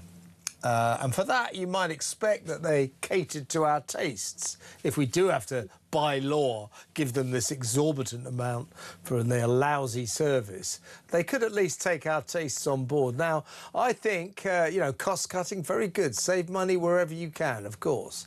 But don't save money on the World Cup. There are millions of people in this country absolutely fixated on that. The BBC sends 500 to 1,000 staff to cover the Periphery Pop event, the Glastonbury Festival, because it's white and middle class.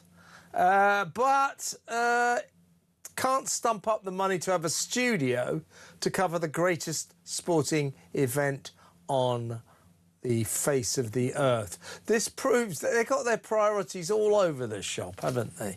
I'm not sure, to be honest, because, I think ITV, they're going to have a studio in New York City. That's amazing. So Gary Lineker's, our friend Gary's got this incredible studio in Times Square. But they're not overlooking the football ground. Yeah, so but what does it matter? But you've got to be there. You've got to be there. Why is the state... You can't be in a different country. Like, some of the games are in Mexico, so what's the point of being in New York? Well, they've got... the state broadcaster is offering us the worst service. That's ridiculous. They got the most money. No other broadcaster in our country, or probably around the world, gets a free £5.4 billion once a year from the TV licence fee money. They get nearly £5.5 billion once a year, and they haven't got enough money for a studio in America. Come on. I disagree with you there, Kevin. I think they do need to save money, and I'm glad. I'm personally, and I think I might just be a sole person. Don't send 1,000 people to Glastonbury then. How about that? No, also don't do that either. Yeah, just cease to exist. That would be good, wouldn't it? Seriously. What else? Oh yeah, did you hear about this? Right, let me get your thoughts on this. You're a mum. A lot of questions seem to come back to that. Oh, you're a mum, you'll be interested in this. Non-crime hate incidents. A police force in Dyfed Powys in Wales, probably pronouncing that wrong, they logged a mum. They recorded her for her egregious behaviour in a non-crime hate incident because her daughter, who went transgender, reported her for failing to use her transgender name and addressing her by the name she gave to her daughter when she was born. The police said, well, if you're not using her trans name, that's a hate crime. And they recorded this mother for that reason. I mean, stop the world, I want to get off. This is just insane, isn't it? This reminds me slightly of the time when my eldest was about 4, and because I wouldn't let him have chocolate for breakfast, he called the police without me knowing. He threatened to call the police, and then about 5 minutes later, the doorbell goes, and the police were at the door. You're serious? And they insisted on seeing him to make sure he was okay. That you stopped him having chocolates? Yes, for breakfast, yeah. And the police... So he phoned the police? Yeah. That's outrageous. And he was only 24, right, at the time, yeah? He was about 4 then. So kind of reminds me of that, but I really hope that that wasn't logged as any sort of hate crime. But I think, you know, there has been a lot of discussion about hate crime. One of the other funny issues that came out of that report is someone attacked someone else for using the word sidewalk and said, we're not in America. Why are you using that word? And they called the police. That was a non-crime hate incident. Yeah, that was. Yeah. So, but meanwhile, you know, as a Jewish person, the amount of hate I get, the nasty hate, and there are some individuals that target it at me and at Jewish schools and stuff like that. And I have called the police on them once, and they just said there's nothing we can do. Yeah, so that's priorities are all over the place. Yeah, but, you know, chocolates or calling a kid by the wrong name, by their non-trans name, the cops are around there, they're going to have you handcuffed before you know where you are. Listen, Nicole, great to talk to you. Good, lovely piece in the Telegraph about Gary Lineker. Nicole Lampert there, journalist on some of the big stories of the day. Let me know what you think about what she was saying. 0344 499 1000. I really, as I started the show with this, how can it be? This is not a social media ban, per se. This is a ban on the under-16s using the social media sites that our Prime Minister, our socialist left-wing Prime Minister, doesn't like Twitter, Facebook, Instagram. Doesn't like all of TikTok. They're full of opinions and worldviews that he doesn't agree with, so he's banning them. Blue Sky, which is full of all the lefties and the socialists, he's not banning that. Under-16s can still use the social media site of which he approves, because it's full of left-wing claptrap. I mean, what's that about? Let me know. That's not a ban. That's a selective ban, a political ban on social media sites that our Prime Minister doesn't approve of because they carry opinions and worldviews that he doesn't agree with. That's North Korean, isn't it? 0344 499 1000. Now, earlier, I said that we're going to be joined by Kinsey Schofield. Now, I happen to know that Kinsey is down in Windsor watching the Garter Parade, the Order of the Garter, you know, when they all dress up in their silly cloaks and their feathers out their hats or whatever they do, I don't know. Anyway, Kinsey's watching that, and therefore she's sort of not able to join us. So, yeah, no, she's got to see the sights, you know, while she's here. Seriously. So, luckily, though, royal biographer Angela Levin has stepped up to the plate, and she will join us after the break to discuss some of the big royal stories of the day. So, Angela Levin next. Stay exactly where you are.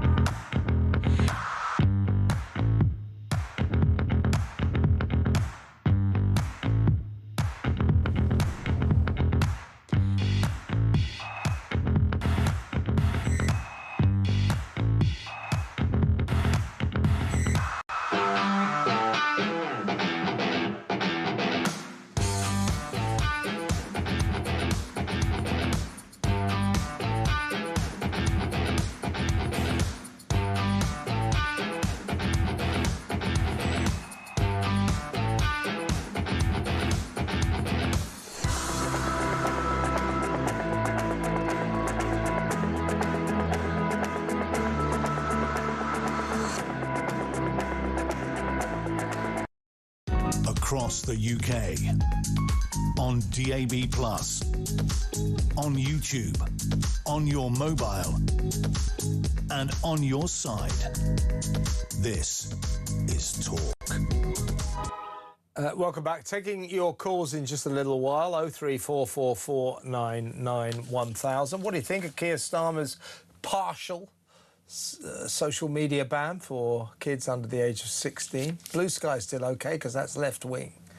But the ones that carry right-wing opinions, like Twitter, they're going to be banned. What do you think about that? 03444991000. Should that law even be there? Isn't it illiberal? Isn't it the choice of parents what their kids do on social media, not the government? 03444991000. And in any case, as in Australia, where 60% of the kids are getting round their social media ban, isn't Keir Starmer's ban just a waste of time, just performative? I'm getting tough on social media. Yeah, but it won't work. The kids will all get round with it. So what is the point? It's not going to work, is it? 03444991000. What do you think of our secret government unit aimed at policing your emotions and your feelings, making sure you feel grief, not fury, after, for example, there's an attempted beheading of a person on the streets of a British city, allegedly? What do you think about that? Trying to get you to feel sad, not angry. I feel furious, and they're not stopping me. Are they going to stop you? 03444991000. Get on the phone. Let's talk. It's good to talk on Talk. In the meantime, let's go over to my next guest. She's royal biographer Angela Levin. Welcome, Angela. Thank you. Well, first up, let's talk about Meghan Markle. If there's one thing Meghan can't stand, it's trooping the colour, isn't it? She sees the royal family, the British royal family, in all their pomp, doing what they do best in the uniforms, the women looking wonderful, Kate dressed up to the nines, all those royal coaches. It really is a fabulous day of ceremony. Meghan, over there on the West Coast, she seethes with jealousy about this. Last year, hilariously, this was the moment, if you remember, Angela, when Catherine, Princess of Wales, emerged bravely from her battle against cancer to make her first public appearance since that health battle was revealed. And what did Meghan do? Immediately post exciting news that she was going to release a range of dog biscuits to try and get back those front pages. Didn't quite work, funnily enough. This time, to try and deflect some of the attention away from the royal family into her, she shared a load of pictures on Instagram. This is Meghan, of her best friend, Kelly McKee Zajfen's newborn baby.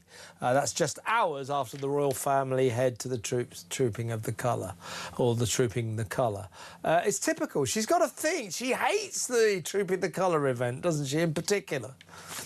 Well, she hates not being included in anything that's going on, but she doesn't want to be doing what's been going on. I mean, it's so nonsense, isn't it? She wants to be the number one, but she won't do the things that she doesn't really want to be part of. So it's a muddle, but she hates anybody in the royal family, especially Catherine, looking wonderful, her lovely children smiling, beautifully dressed, and she just goes absolutely berserk. Now, what's very interesting is that she held in her arms a little baby, and this was her friend's baby who was born just a short while ago. Now, she's the one who went to Switzerland and said parents mustn't ever show children in the television or on social media because it's absolutely wrong. She went on and on and on. Luckily, there was hardly anybody there, so nothing much happened. But she can't seem to understand that if she says, I really feel this is shocking and nobody should do it, that she can't do it the next day with somebody else's baby, not her own. They're still being covered up, but she wants to do it by herself with somebody else's baby. which, especially why, Angela? Why, Angela, does Meghan feel that her sacred children, we must never see their faces, can only see the back of their heads on Instagram with monotonous regularity? She did another photo dump last week, loads of pictures of her kids, the back of their heads. Why does she feel that her children must be protected from the glare of publicity, from intrusions on their privacy, but other kids' children's, as in her best friend, doesn't matter, can show their faces. So there she is with a baby, face straight to the camera. So she feels her children must be protected, but other people's children, perhaps not so much. Well, originally, Harry didn't want anyone to see the children because he hated the way that photographers were looking at him all the time, right? He thought it was very upsetting. And so, but she has turned that into the fact that people will look at their children so they can actually see every time what might happen. And if we look back on what she's done, each time there's a little difference. You know, there's a side picture, there's a picture of her running, as we just saw now. She just wants to keep everybody looking and exciting of what she's doing. But I think she's forgotten that nobody is that very interested anymore. You know, she's not somebody warm, and she's not doing it for herself. And she now wants the children, who are shown more than they have been, so that she can make money out of it. And that's what the most awful thing is, absolutely awful. And she did some perfume in her daughter's name. Now, come on, the child's 4. She's actually cashing in on them, isn't she? She's cashing in on them. And what do you make of the fact that Harry went... This is pretty bizarre, I think. The other day, a few days ago, he went to the NBA Finals, the National Basketball Finals. This was one of the games, Game 5, San Antonio Spurs versus the New York Knicks. And it was in San Antonio, in Texas, so it's quite a schlep for old Harry to get from Montecito to Texas. That's quite a difficult journey, I know that. But there he was, courtside in the celebrity seats for this key basketball game. No sign of Meghan. He went on his own. That's a bit strange, isn't it? Yeah, well, he's got nothing to do, has he really? He was sitting quite high, but, you know, sort of not chatting to anybody except this Spike Lee, a film director. Yeah. And he pushed him away. There he is in red. And Harry went up to him to try and give him a big hug. And he'd apparently said something rather rude about him at some point. So he just told him to get lost. So Harry tried again just to shake his hand, and he let that. But, you know, he's not popular. People don't like him. People find it very difficult. And what he brought back, which was quite interesting, was a very silly face mask for himself that he did when he was had the interview when they got engaged, and it was sort of a sort of image like that, and he used to do that with Meghan. I haven't done it that well, but not too badly. It was very good, Angela. I was very much enjoying that. Very good impression. Your Harry impression could get you far. But I hadn't seen that clash, if you like, that encounter with Spike Lee, the very famous, I think, Oscar-winning director, isn't he? Certainly won a lot of awards, made that classic film Do the Right Thing. That was his breakthrough film back in the 90s. But that was clearly quite an atrocious encounter. Yes. Spike not at all pleased to see Harry. What do you think? What do you reckon that was about, that animosity? Well, Harry said something very rude about him not so long ago, so he didn't want to speak to him. I don't think Harry sees that now. We saw that in Spare, that he actually has been very, very rude, and then expects everybody to like him, whether it's his mother, his father, whoever it is. He wanted people to do that. Well, his mother wasn't alive when he had the Spare, but he doesn't think that anyone has to think twice when he's been extremely rude. But this man, you could see, was very strong, was taking no nonsense, and he just made it very obvious that he wouldn't let him talk to him or anything at all. Yeah. And I think this is what's going on with both of them. People now think they're so rude, they're not fun, they're just thinking about themselves, trying to make money, and we don't want to know very much about them. Thank you, goodbye.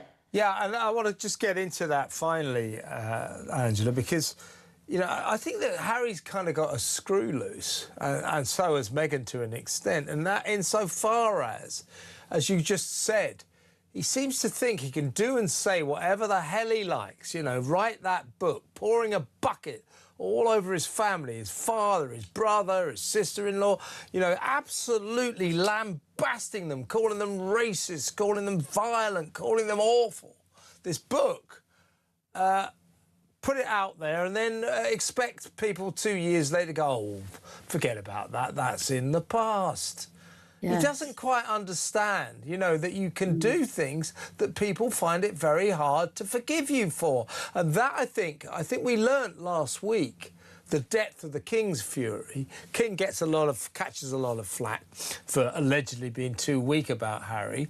But after that book Spare came out, we now know the King, in his fury, evicted Harry and Meghan from Frogmore Cottage. He said, get out. You're going to do that to us. Get out of there. You can't use that again. So then you had Peter Phillips's wedding, not last weekend, the one before. Every member of the royal family there, including Bea and Eugenie. All of them there. William, Kate, King, Camilla. The full royal Monty, if you like. Harry going round saying, oh, well, I've decided to... Or he put it out there that he decided to swerve that event. No, he wasn't invited. I think what I'm getting at here is the depth of the bitterness behind this split is not talked about enough, that the royal family... They've already pulled up the drawbridge. They don't want to know this guy anymore. Harry still pursues this delusion that somehow or other he will be forgiven and invited back into the fold. I don't think it's going to happen. Well, you're quite right. And actually, the latest thing he thinks is that William, who is heir to the throne, needs him once he becomes king. So he wants to build up the relationship. Well, I can tell you that William is absolutely against him. And like a lot of people who love their partner, is still absolutely furious of what he's said very rudely about Catherine.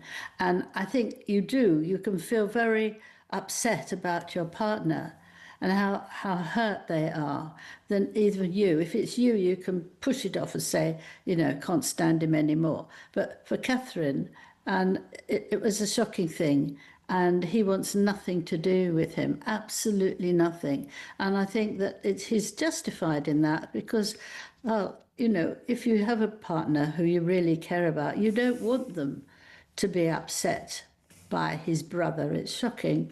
And that's why he can't get in anywhere. Exactly right. Now, I've always said that the nearest thing we've got still in our royal family to Harry, Harry would hate this, but it's a fact. The two people who are most similar in the royal family are Harry and his wicked uncle Andrew Mountbatten Windsor, as he now is. Both of them morons, no intellect whatsoever, both of them pompous, and both of them objectionable, to be honest with you. Now, we've heard...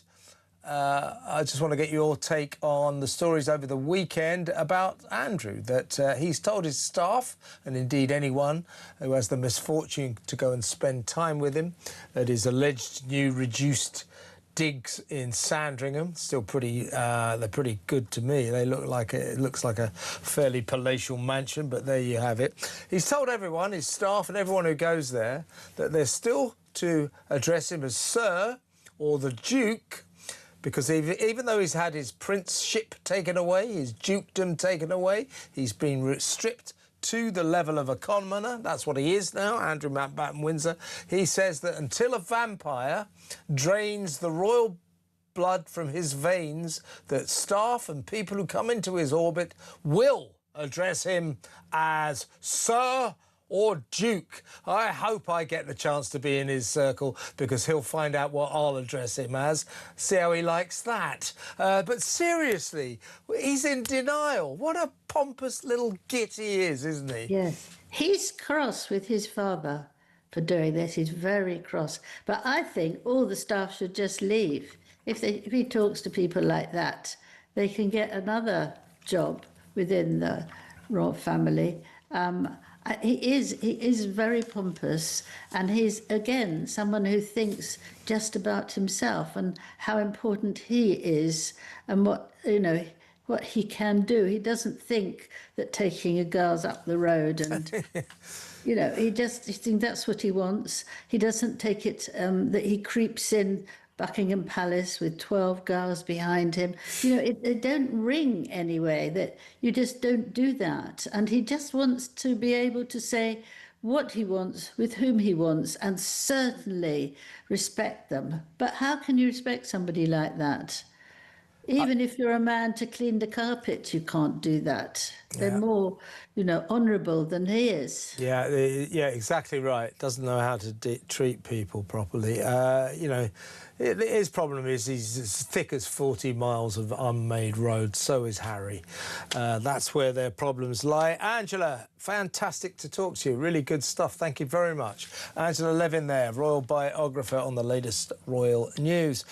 Breaking news here, not royal. The Metropolitan Police have arrested 117 people, 117, on suspicion of showing support for a prescribed organisation following a protest outside the Royal Courts of Justice where judges ruled the ban on Palestine Action as a terror group is lawful. So Palestine Action continue to be banned as a prescribed terrorist group. And a load of lefties, pro-Palestine lot, went and demonstrated. 117 arrested on suspicion of showing support for Hamas, in other words, a prescribed organisation. But that means there must be 700 to 1,000 backlog cases of Palestine Action people who've defied that ban. What are they going to do about that? 03444991000. Let's go to break. Your calls when we come back. I'll read some messages. Don't know if we've got any social media or WhatsApp voice notes in the pipeline, but if we have, I'll play them out. All of that still to come. Stay tuned. See you in a minute.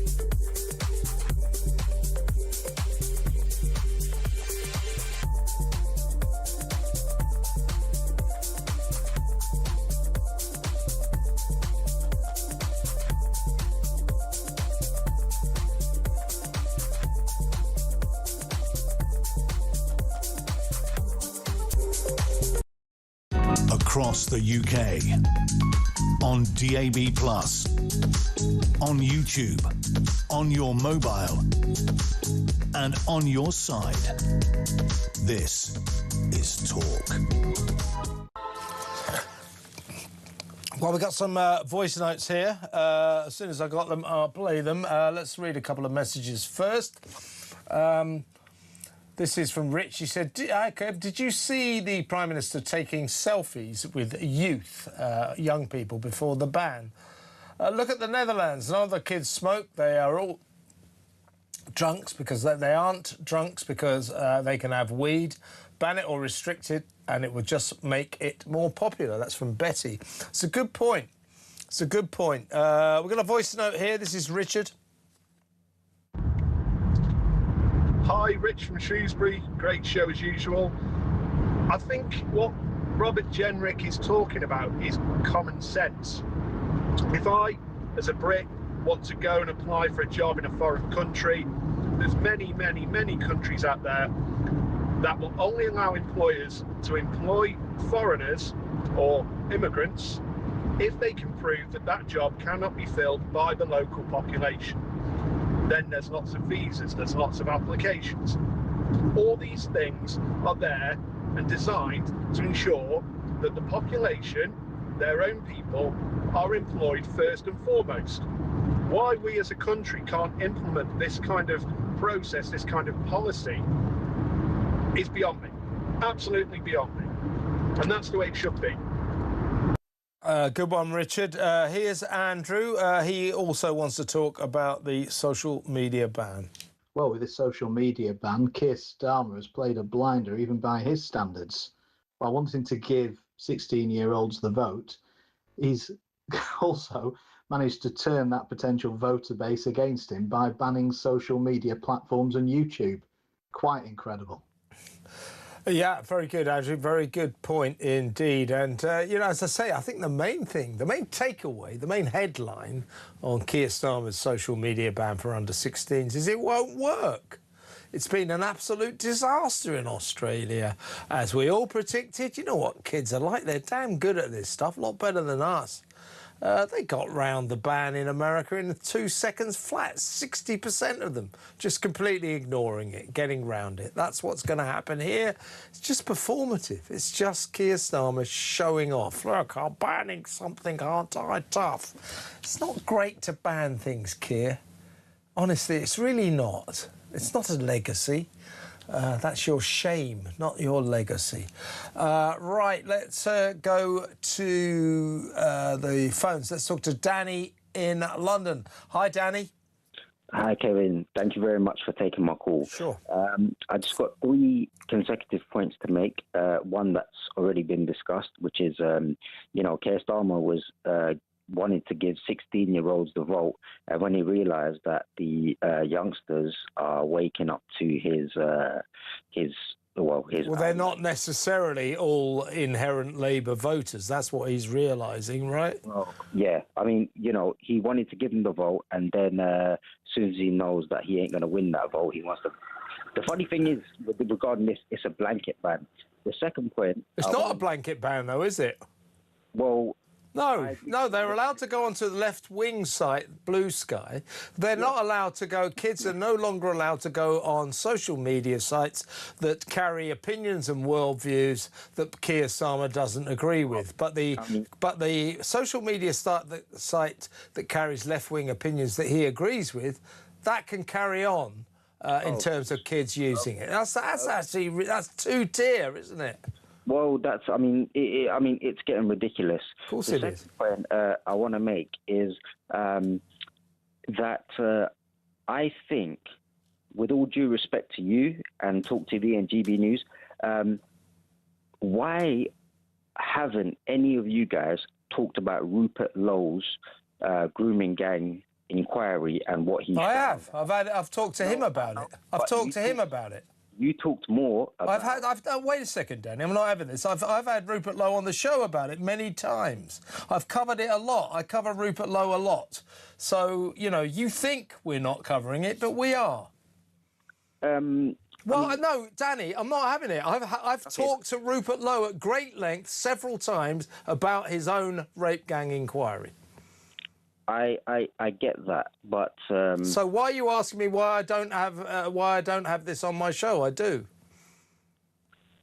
I'm in my opinion, the inquiry exposed so much. I mean, you couldn't change the channel. Obviously regarding Nova, obviously that's disgusting, whatever. But inquiry has shown multiple murders, multiple. I mean, it's so disgusting. I can't. Well, I think we all know about the rape gang scandal. We're going to get an official inquiry soon, not soon enough. It's taken, well, it's happening actually now, but it took a long time to convene.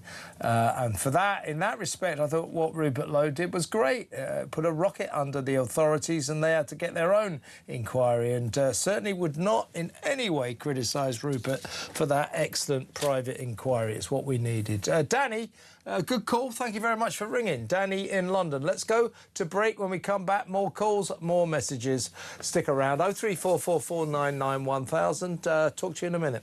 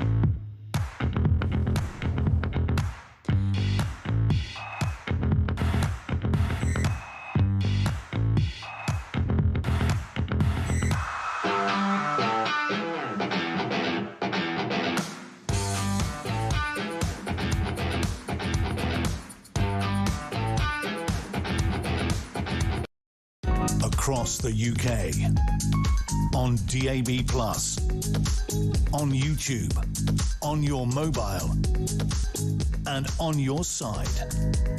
This is Talk. Welcome back. Now, throughout the show, as you have been well aware, we've been discussing at points, at times, the Makerfield by-election and issues that relate to that important event, which happens on Thursday. After Thursday, we won't have to do this anymore.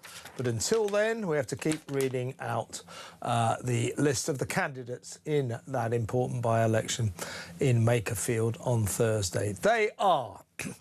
Jake Austin, Liberal Democrats, Count Binface Party, Andy Burnham, the Labour Party, Dan Clark, the Libertarian Party, John Dyer, Independent, Ed Gemmell, Climate Party, Paul Gould, Independent, Alan Howling, Lord Hope, the official Monster Raving Loony Party, Robert Kenyon, Reform UK, Robert Pownall, Protect the Wild, Rebecca Shepherd, Restore Britain, Sarah Wakefield, Green Party, Peter Ward, Rejoin EU, Michael Winstanley, the Conservative Party. There you go. That's the last time I'm reading that list today. Let's talk to Andy in Merseyside. Hi, Andy. Hi. I just thought I'd get on and speak to you about, with everything that's been going on since the start of this Labour government, this is the thing that they decide needs our safety. The fact that they've taken such a beating from the likes of Elon Musk on X. This is what it's truly about. It's only about that.